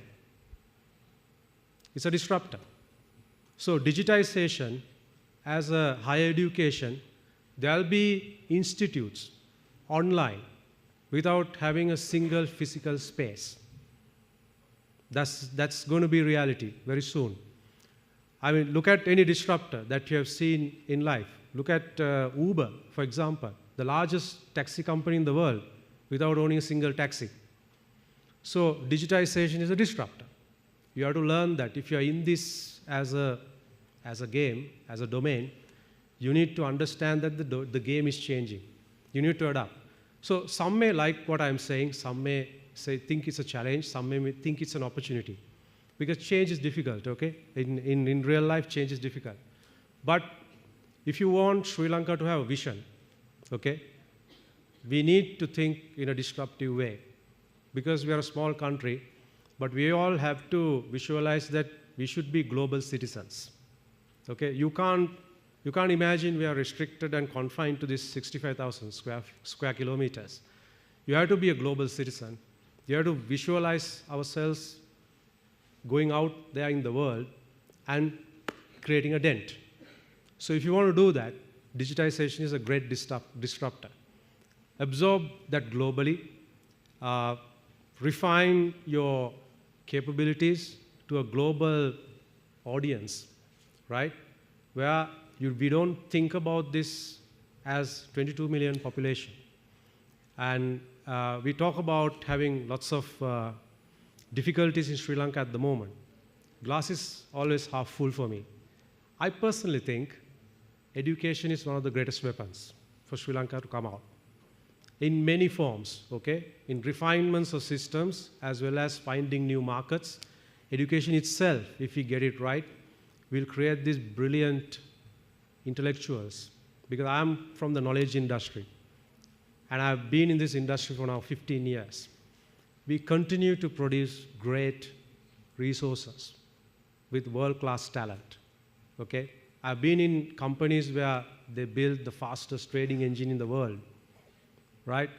Intellectual, people got together and they can do predictions where portfolios can outbid some of the best markets in the world, right? So if you can do that, if you tailor this in to something which is very competitive, it's going to be a weapon for Sri Lanka, okay? Because it is a very intellectual weapon. And I think this audience has that capability because they have shown results. There's progressive thinking. And there are results already shown that we are moving ahead in the indexes. So take this as a very progressive thought, envision this, and have some strategy in place to build this for a period of time. I'm sure you can achieve it. So with that, I'm going to conclude. I do apologize. I opened my office in Sri Lanka today. So there's a lot of, there are scheduled meetings and a lot of people have flown from various parts of the world. So I may have to get back quickly. But I'll stay on for about maybe 15, 20 minutes to answer any questions. I thank you for listening to me, and I wish you all the best. Thank you very much.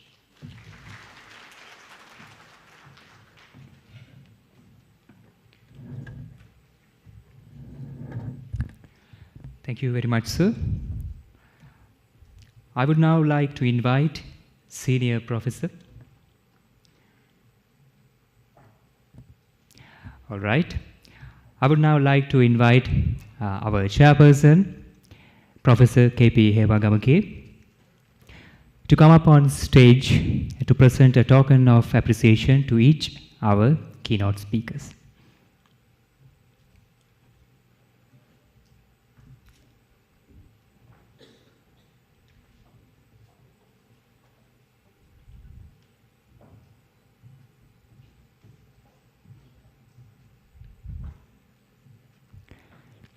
Mr. Ryotaro Hayashi, please accompany to the stage.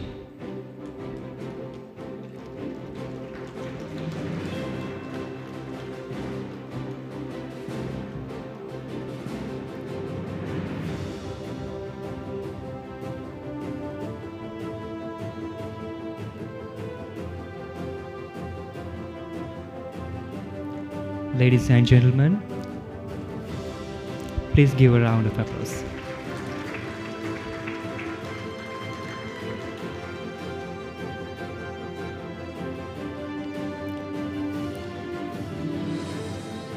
Then Dr. Marito Garcia. So although you are not present with us in person, please accept this token as an expression of our sincere gratitude.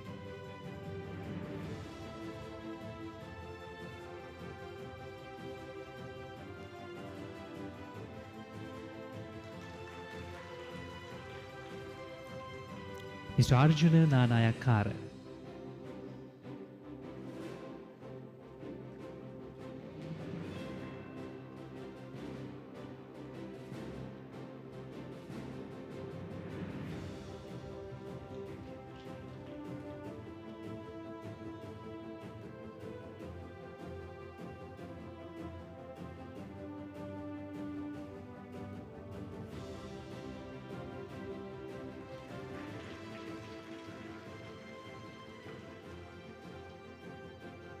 Thank you very much, sir.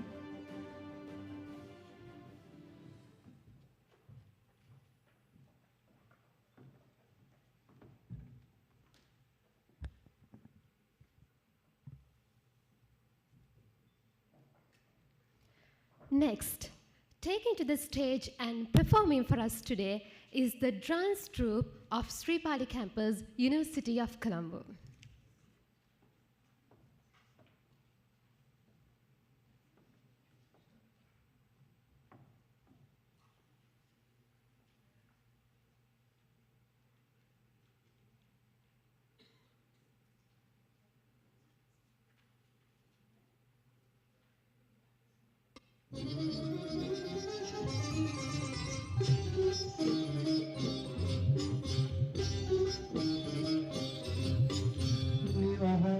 Situli sitana sitat udarai Niwahal nimemu mavana hisat udarai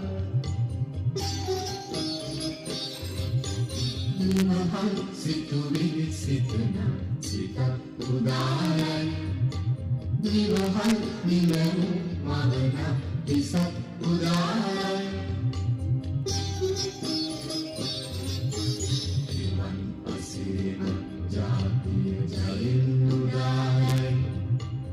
Yasho kalwar jyoti inendudarai Ivan asirima jati jaindudarai Yasho kalwar jyoti inendudarai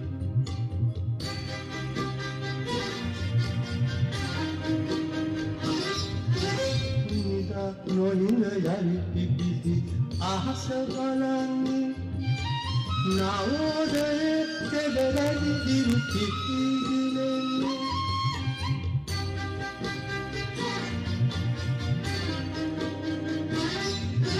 Nida nohinda yayutibidi ahasabayanni Navodaya kedaradi dirupitidilenu Pidera kelaran goya Dia udarai Helare sita sanaha Navasihina sadalai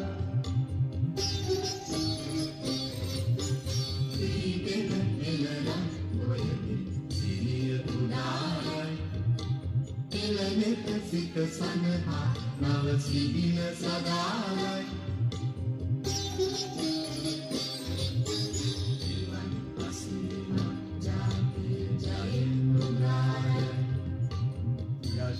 Kalwar jyoti inen udarai Iman asima jati jaindudarai Yasho kalwar jyoti inen udarai Iman asima jati jaindudarai Yasho kalwar jyoti inen udarai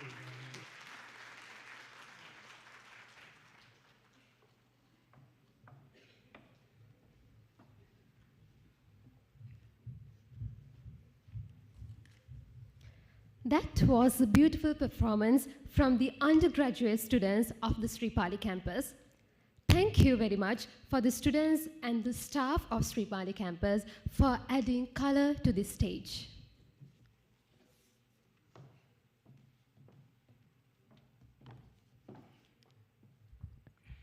This year, Stanford University released the list of the world's top 2% of scientists in the updated science-wide author database of standardized citation indicators.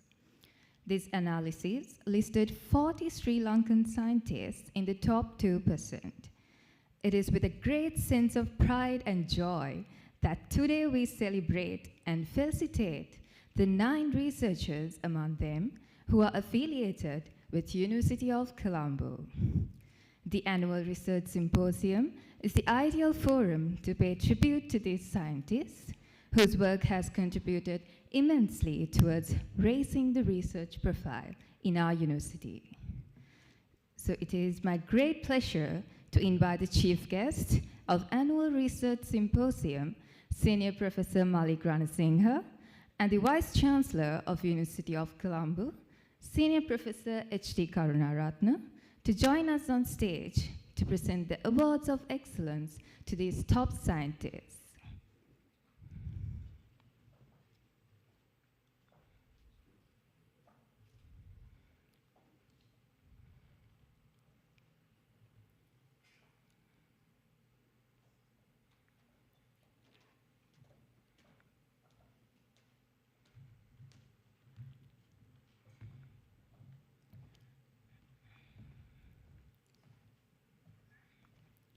On behalf of the organizing committee, I would like to invite each of the awardees to come up on stage and accept their awards.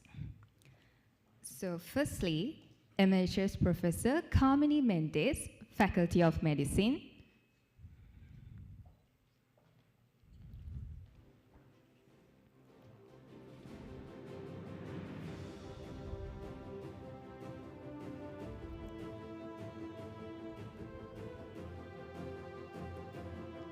Emeritus Professor W.D. Ratnasurya, Faculty of Science.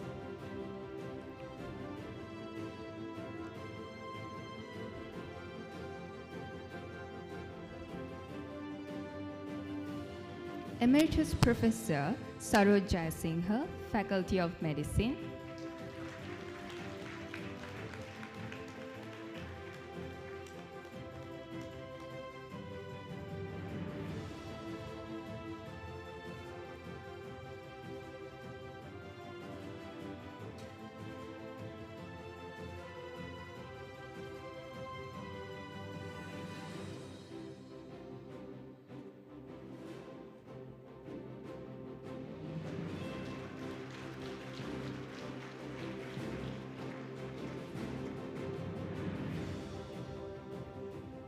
Professor Nadirati Karunavira, Faculty of Medicine.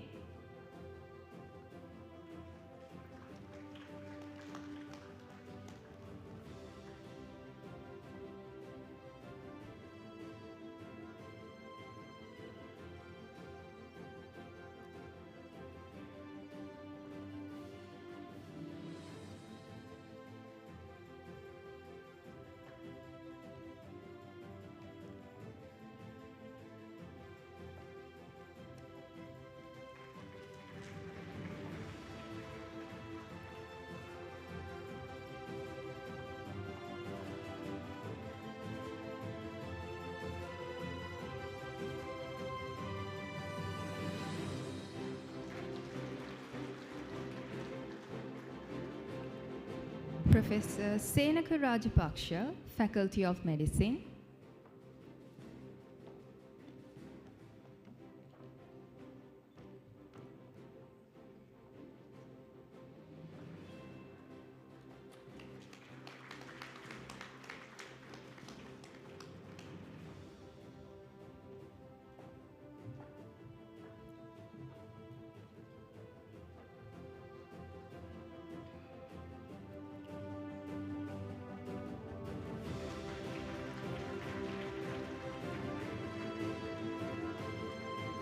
Professor K.M. Nalindi Silva, Faculty of Science.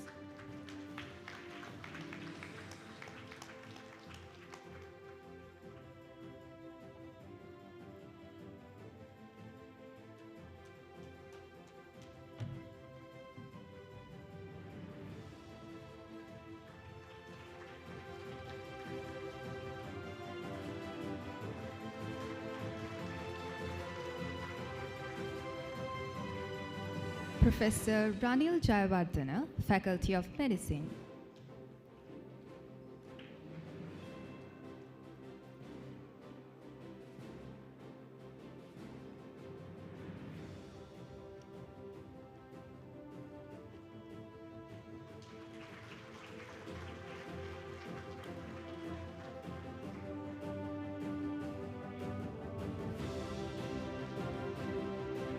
Professor Priyanka Ranasinghe, Faculty of Medicine.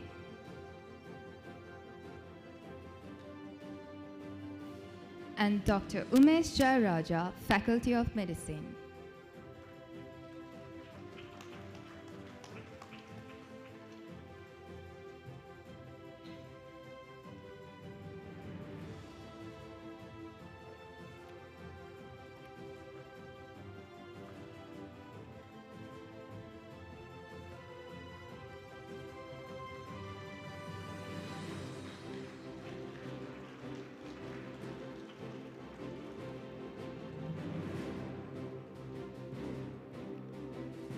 Thank you, sir, for joining us in honoring our researchers.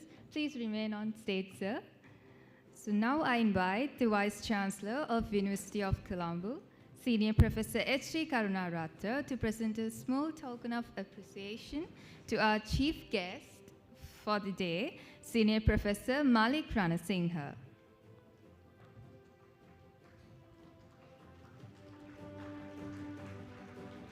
Thank you, sir, for spending your valuable time with us today and for gracing this special occasion with your presence.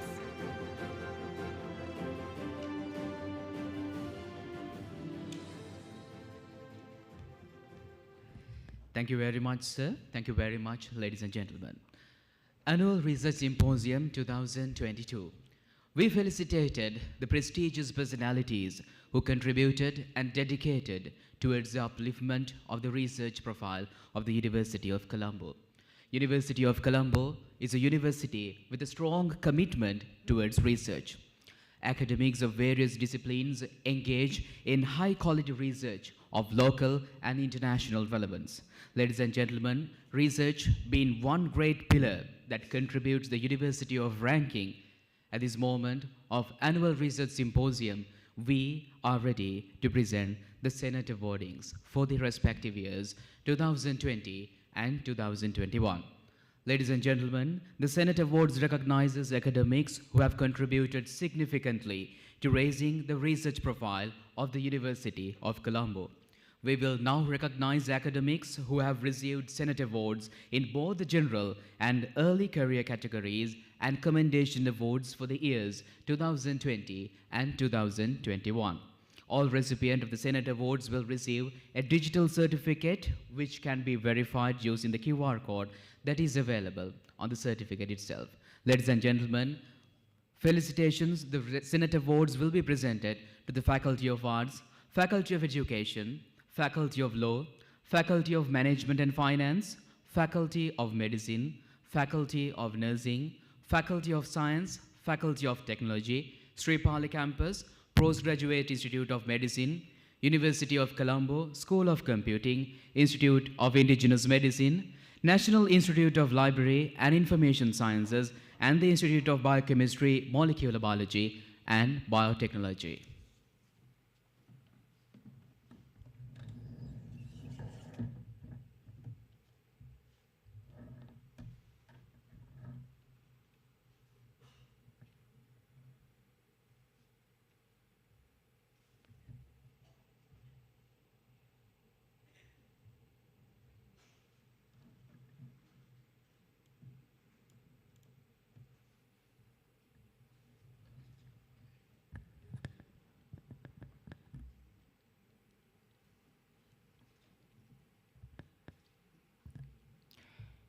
Senate Award for Research Excellence 2020 and 2021.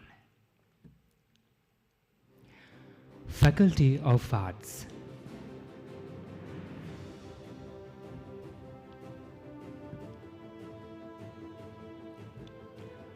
Under the general category, there are several staff members have received commendations. And Senate Award for Research Excellence 2020 under general category goes to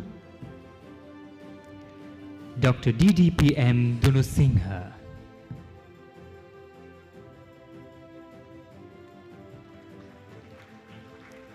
And Dr. Y.A. Karunaratta. Ladies and gentlemen, please give a round of applause.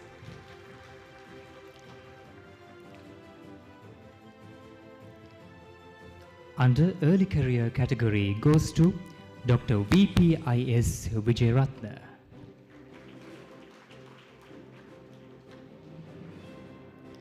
Senate Commendations 2021.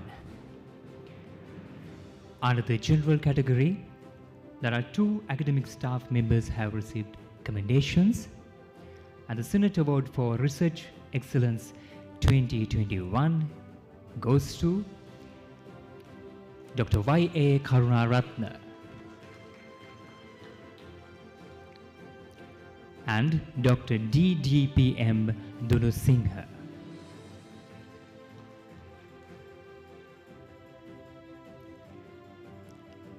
Under Early Career category, the Senate Award goes to Dr. V.P.I.S. Vijayratne. Now, Faculty of Education. Senate Award for Research Excellence 2020 under General category goes to Professor Samudra Kumari Senarath.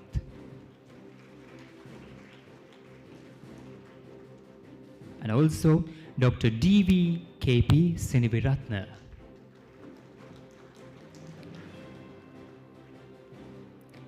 Senate Commendations for year 2021.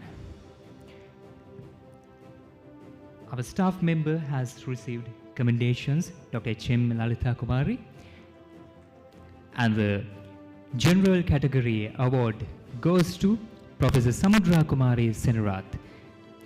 This is Senate Awards for Research Excellence 2021. And Dr. L.N.P.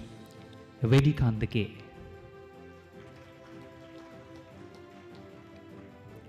Faculty of Law.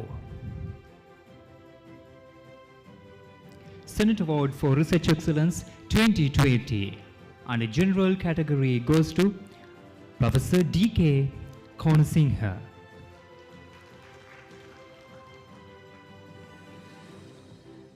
Early Career category, the Senate Award goes to Ms. S.B.I. Pereira.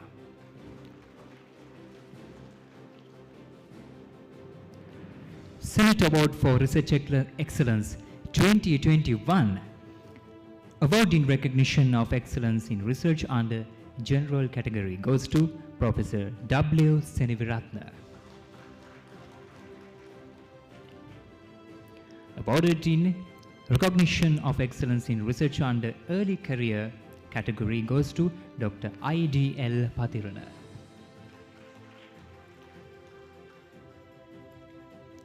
Faculty of Management and Finance.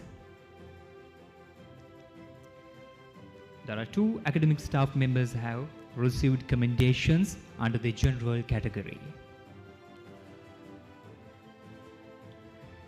Senate Award for Research Excellence 2020, awarded in recognition of excellence in research under general category goes to Professor T.N. Gunaratne.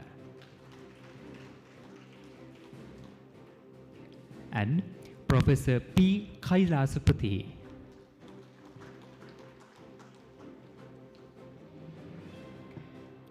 Senate Commendations for the year 2021. There are several academic staff members have received commendations.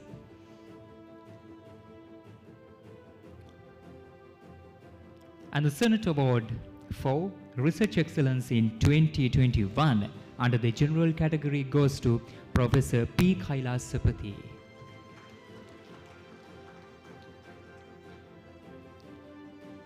Senate Award for Research Excellence 2021, awarded in recognition of excellence in research under general category, Professor T.N. Gunaratne.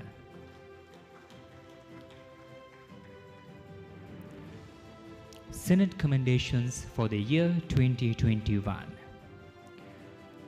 There are several academic staff members under the early career category.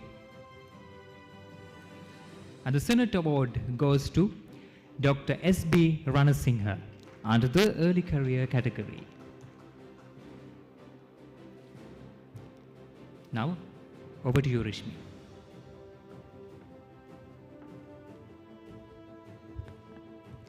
Faculty of Medicine. Senate Commendations and Senate Awards 2020 and 2021. Under general category, there are 62 academic staff members have received their commendations.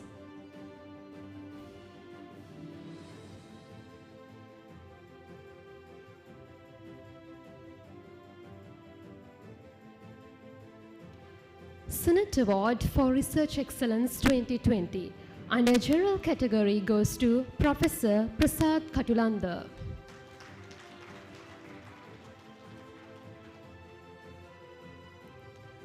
And Professor Priyanka Ranasinghe.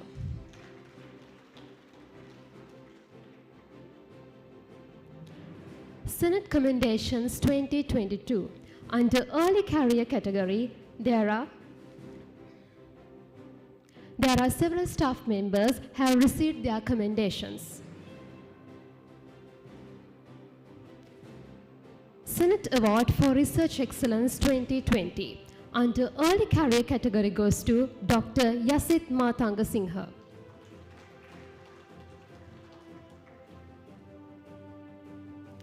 Senate Commendations 2021 under general category, there are several staff members have received their commendations.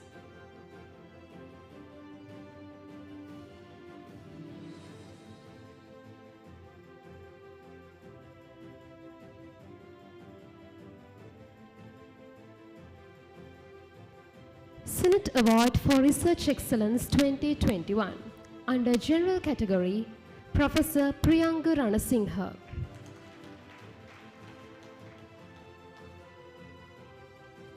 And Professor Ranil Jayawardena.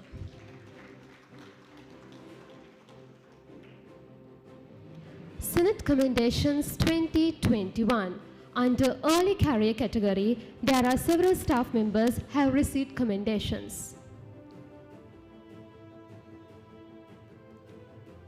Senate Award for Research Excellence 2021 under early career category goes to Dr. Dakshita Vikramasinghe.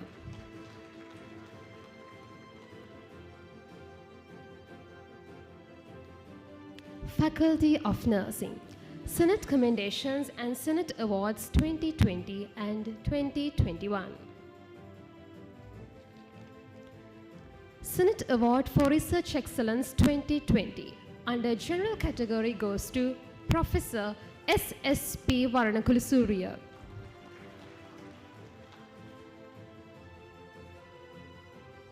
And Dr. G.A.S. Premakumara.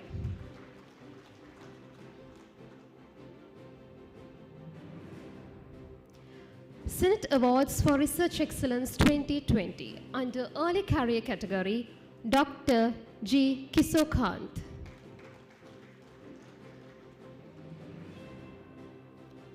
And under general category, Professor S.S.P. Varanakulasuriya.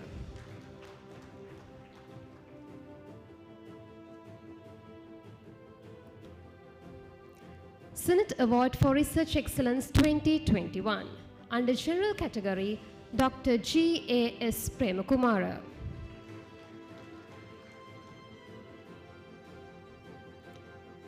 Senate Award for Research Excellence 2021 under early career category goes to Dr. G. Kisokant.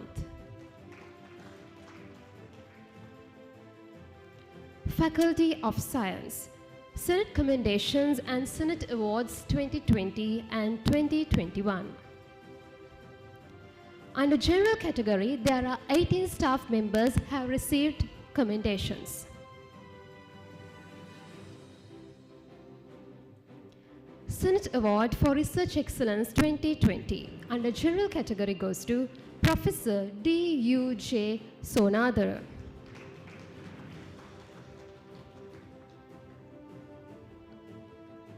Senate Award for Research Excellence 2020 under general category goes to Professor K.M.N. De Silva.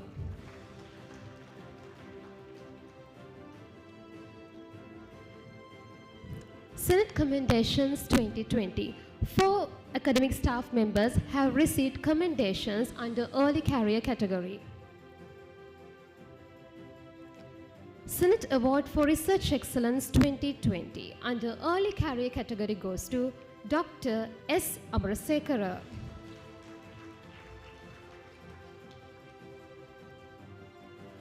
Senate Commendations 2021. Under general category, there are 25 academic staff members received commendations. Under general category goes to Professor D.U.J. Sonandara.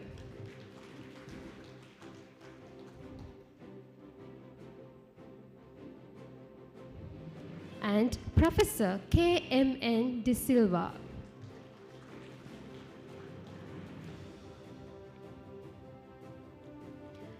Senate Commendations 2021. Under early career category, 10 staff members received academic commendations. Senate Award for Research Excellence 2021.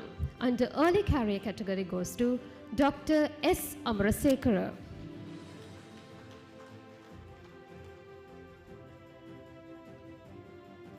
Faculty of Technology. Senate Commendations and Senate Awards 2020 and 2021. Under general category, 2 academic members have received commendations for the year 2020. Under general category goes to Dr. W.K.S.M. Abesekara. And Professor J.K.D.S. Jayanatti.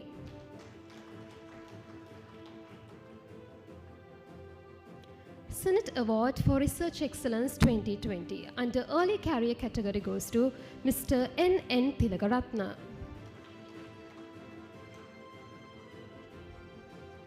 And Dr. P.L.C.S. Silva.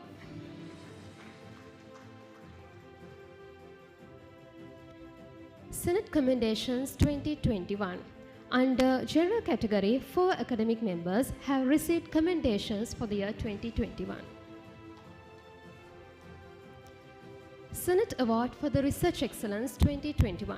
Under general category, Dr. W.K.S.M. Abesekara.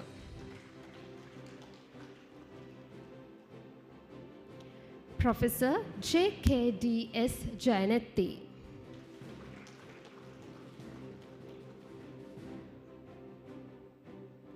Senate Award for Research Excellence 2021.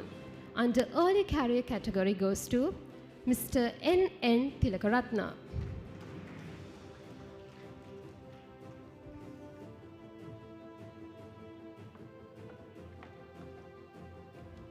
Next, Sri Pali Campus.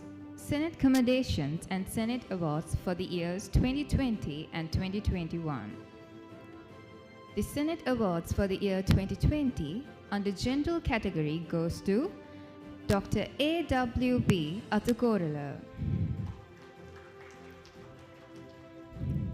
1 academics have received Senate Commendations for the year 2021 under early career category.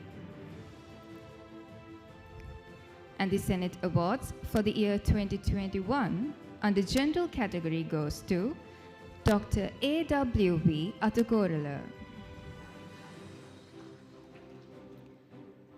And the Senate Awards for the year 2021 under early career category, the award goes to Ms. N.W.W.G.K. Prabhashini.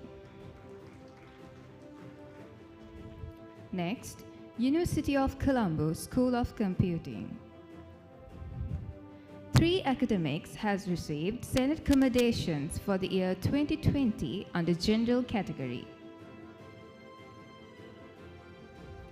And the Senate Awards for the year 2020 under general category goes to Professor K.P. Hebagamage and Professor G.D.S.P. Vimalaratna. 1 academics has received Senate Commendations for the year 2020 under early career category. And the Senate Awards for the year 2020 under early career category goes to Dr. A.P. Sayakara. 4 academics have received Senate commendations for the year 2021 under general category. And the Senate Award for the year 2021 under general category goes to Professor K.P. Hewagamage and Dr. C.I. Kapetiagama. 2 academics have received Senate commendations for the year 2021 under early career category. And the Senate Award for the year 2021 under early career category goes to Dr. A.P. Sayakara. Next, Institute of Biochemistry, Molecular Biology and Biotechnology. 3 academics have received Senate commendations for the year 2020 under general category. And the Senate Award for the year 2020 under general category goes to Professor Shiroma Hondun-Neti. 1 academic has received Senate commendations for the year under the early career category. And the Senate Awards for the year 2020 under early career category goes to Professor Samira Samarakon. 3 academics have received Senate commendations for the year 2021 under the general category. And the Senate Awards for the year 2021 under the general category goes to Professor Shiroma Hondun-Neti. 1 academic has received Senate commendations for the year 2021 under the early career category. And the Senate Awards for the year 2021 under early career category goes to Professor Samira Samarakon. Next, Institute of Indigenous Medicine.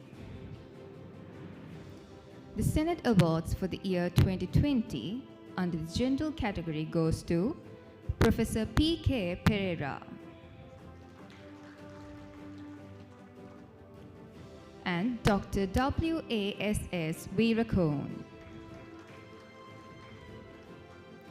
And the Senate Awards for the year 2021 under the general category goes to Dr. H.G.S.P. Hewagigana and Professor P.K. Pereira. Next, National Institute of Library and Information Sciences. The Senate Awards for the year 2020 under the general category goes to Dr. Ruan Gamage. And the Senate Awards for the year 2021 under the general category, the award goes to Dr. Ruan Gamage. Next, Postgraduate Institute of Medicine. The Senate Award for the year 2020 under the general category, the award goes to Mrs. L.G.C.N. Vadasinghe. The Senate Award for the year 2021 under the general category, the award goes to Mrs. L.G.C.N. Vadasinghe. The Senate Award for the year 2021 under early career category, the award goes to Dr. F.R. Ihsan. Finally, Library. The Senate Awards for the year 2021 under general category goes to Ms. Sajivani D. Somaratnan. And the Senate Awards for the year 2021 under the general category, the award goes to Dr. D.C. Kurupu. The Senate Awards for the year 2021 under Early Career category, the award goes to Ms. S. Shabnam Nishad.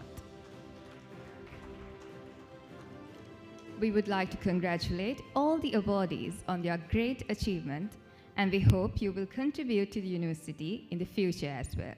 Thank you.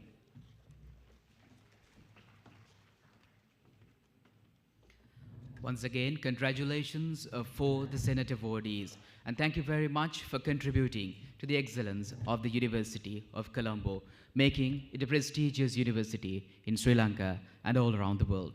Ladies and gentlemen, we are now drawing to the end of the day's proceedings, and it is with great pleasure and privilege I would like to invite the chairperson of this Annual Research Symposium 2022 of the University of Colombo, Professor K.P. Hevagamage, to propose the vote of thanks.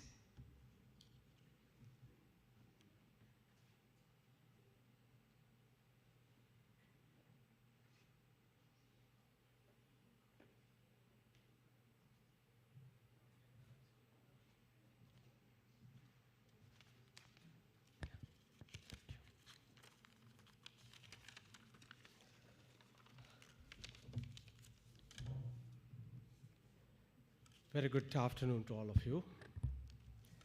On behalf of the organizing committee of the Annual Research Symposium 2022, I would like to thank all the participants taking part in this event. Especially, I would like to express my sincere gratitude to Senior Professor Malik Ranasinghe, who accepted our invitation as a chief guest of ARS 2022. Thank you very much, sir, for sharing your valuable thoughts on your experience of digital transformation as a senior academic as well as a chairman of an ICT agency. We would like to highly appreciate the three keynote speakers of our symposium, Dr. Marietto Garcia, Mr. Ryatro Hayashi, Mr. Arjuna Nanayakkara, for your presentations based on the practical experience of digital transformation and innovation. Thank you very much for accepting our invitation and cooperating with us to make this event successful. I also must mention the Asian Development Bank, ADB, and Sri Lanka Association for the Software Services Company, Celescom, for sponsoring the three keynote speeches. ARS 2022 is an event of 2 to 3 hours. However, the activities of the symposium started almost 6 months ago. The main objective of the research symposium is to unify the conferences, symposia, organized by the faculties and institute of the university, because the knowledge dissemination is an important responsibility of a higher education institute. ARS showcased the research potential and assisted in identifying the strategic directions for the research and potential for the development in the coming years. Having a good understanding of this requirement, Vice Chancellor, Senior Professor H.D. Karunaratne invited me to be the chair of the ARS 2022, and also he guided us to make this event successful. Thank you very much, sir, for advising, supporting, and organizing ARS 2022 of UOC. All deans and directors of faculties and institute also gave their full cooperation as advisors of this event and nominated members for the organizing committees from their faculties who cooperated during the last few months to make this event a memorable event for the University of Colombo. Especially, I would like to thank the co-chairs of the editorial subcommittee, Dr. Easter Surentiraj of the Faculty of Arts, and Dr. Iroja Caldera from the Faculty of Science for editing the proceedings of the ARS 2022 and the several other documents. The proceeding of the ARS 2022 summarizes the achievements of the academic staff and the students published through their faculty conferences and symposia, and this year's proceedings has more than 500 pages. Thank you all for the UOC authors who contributed for this publication. I must acknowledge the contribution of the Dr. Samantha Matararachi, Chair of the IT and Publicity Committee, and Ms. Anjali Sirimali of the ADMTC for developing the proceedings, which you can now download it from the ARS website. ARS 2022 is a paperless symposium, and we decided to minimize the printing as much as possible. Hence, all OEDs will have already received the digital certificate, which is digitally signed by the Vice Chancellor, the first time at the University of Colombo. And also, you can validate that one online. So we have to practice what we preach. So digital transformation, that's the kind of the very first beginning. Even there is a QR code printed on the certificate, and that can be used to immediately validate the certificate. And this is the beginning. What is the next? Next is to create a blockchain-based validation mechanism to move forward. And at the same time, now even for the convocation, we have more than 2,000 certificates. I know that it's a tedious task for the Vice Chancellor and the Registrar to sign all these things. Robotic process automation, RPC, is a well-known approach. It's coming in the modern technology, which you can automate the whole this process for the few seconds to sign even more than 2,000 certificates and digitally signed. And those validations, people don't want to send the document asking to validate, it will be made it available. So not only for the University of Colombo, this can be taken to the other universities, and even the whole system in the Sri Lanka can adopt this as an example. So I hope that will be a good example, not only for us, for they all, and chief guest can take this message to the other places since he's already a chairman of the ICT agency. At the same time, I wanted to mention a few other special people who helped me to develop this certificate, especially the team of the ADMTC, Dr. Matararachi, Mr.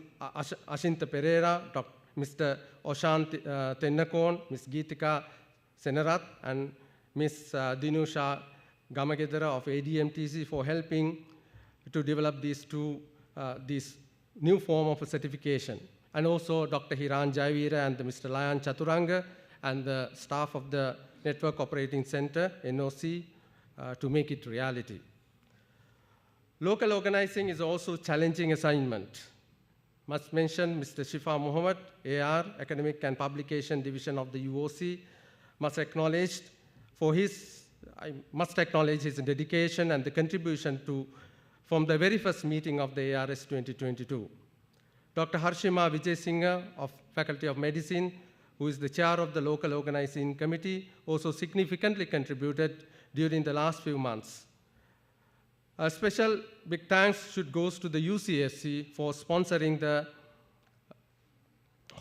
for hosting the ARS 2022 using all its resources and the support given by Director Dr. Ajanta Tukorla and all staff members of the UCSC who never said no to my request. I am also grateful to Dr. Pratibha Mahanama and the staff of the Sri Pali campus helping to make this event a memorable one to all of us. And also, I wanted to thank the comparing team, the students of the UCSC and IIM, and also their mentors, Dr. Harshima and Dr. Samantha. It is not an easy task during the last couple of weeks. They all work hard to make what you see in the last few hours. So, and at the same time, wanted to thank the FOSS Media and the NOC for providing the publicity and also to make this event happening. ARS 2022 is a real hybrid event. It is possible because of the dedication and the effort of the Advanced Digital Media Technology Center of the UCSC. And the technology is there, but making it to happen is something what we really need to put into practice. There are many other individuals and the divisions who worked hard to organize this event. Please pardon me for not mentioning your name, but we highly appreciate your contribution to make this event successful.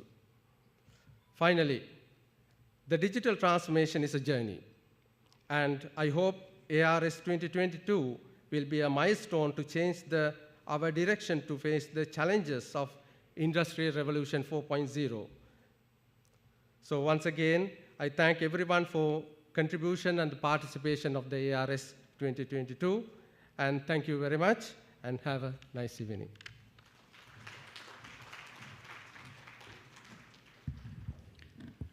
Thank you very much, sir. Professor K.P. Hevakamage, Chairperson of the Annual Research Symposium 2022 of the University of Colombo.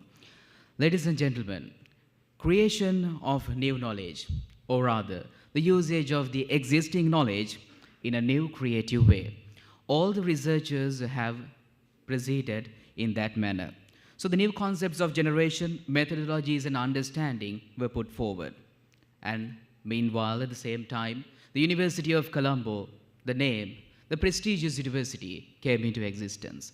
Ladies and gentlemen, proceeding forward with the world rankings, Asian rankings, country rankings, and even the global impact rankings, world rankings by subject, clinicals, health, life sciences, social sciences, physical sciences, and even the world graduate employability rankings, world rankings of emerging economies, University of Colombo is proceeding towards the success.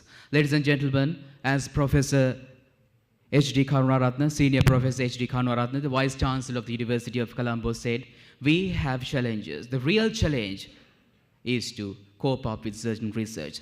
With this COVID-19 pandemic, we were able to transform each and everything possible to online mechanisms. Ladies and gentlemen, digital transformation and innovative capacities and approaches to mitigate the challenges in the higher education sector. Without limiting the theme of the ARS 2022 to a word, we, the University of Colombo, has initiated even the digital certificates, the innovative steps taken proceed to forward in the graduation ceremonies, so on and so forth. There are certain numerous disciplines that the University of Colombo will be initiating to Sri Lanka and to the entire world. Being a prestigious university, maintaining the capacity in numerous disciplines is a tedious task. Ladies and gentlemen, here we have deans of the faculties, rectors, and the directors, all other professional personalities who are present here, making the University of Colombo one of the most prestigious and most valuable place that will create new knowledge, that will create disseminate new knowledge, and even inventing new theories, new ideologies, new knowledge, and even transforming the existing capacities into innovative steps, coping up with a challenging world, and even numerous disciplines that we can talk to a certain period of time that the University of Colombo has been proceeding. Ladies and gentlemen, we are now proceeding and moving towards the end of this prestigious ceremony. The Annual Research Symposium 2022. Ladies and gentlemen, once again, we should thank all the personalities who are present here, moving in numerous research disciplines, uplifting the research profile of the University of Colombo, and even dedicating towards the betterment of the world. In order to make the world a better place, we ourselves have to do our commitments in individual capacities, and even as collective people, collective groups, we have to move forward. And as a university, we have to move forward. It's been done by the University of Colombo.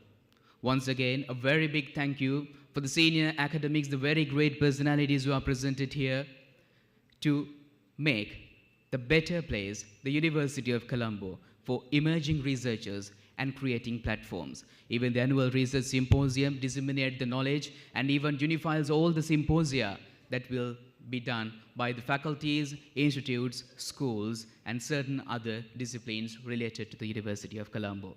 So, ARS 2022. The theme itself, we have transformed from the initial step. Ladies and gentlemen, we will be concluding ARS 2022 at this moment.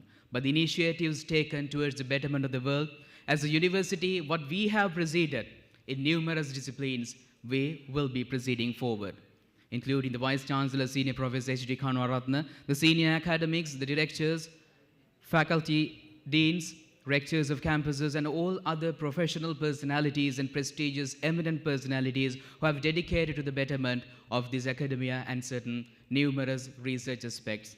We will be uplifting the University of Colombo into a better rank. Let's proceed forward to make University of Colombo a prestigious university.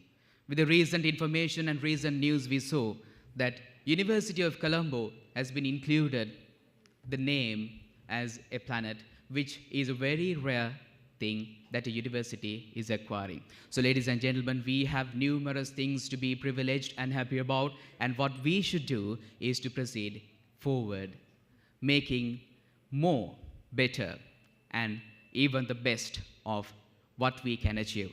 Ladies and gentlemen, we will now be moving to the rooftop of the University of Colombo School of Computing and would be inviting you all to join us there in the upstairs for networking and refreshments. Ladies and gentlemen, we have also made arrangements to take official photograph of the Senate Awardees 2020 and 2021. And the top-ranked scientists who received awards today and the organizing committee also will be joining the program. So ladies and gentlemen, let's gather. You can have some sort of a networking and even the beautiful photographs that will make sweet memories. And with this ARS 2022, we will be concluding the symposia. As ARS 2022 is a program, is a platform that unifies all the research symposia that will conduct all around the University of Colombo, we will move forward, as I said before, making University of Colombo the most prestigious university in the world. Thank you very much, ladies and gentlemen. Have a pleasant day.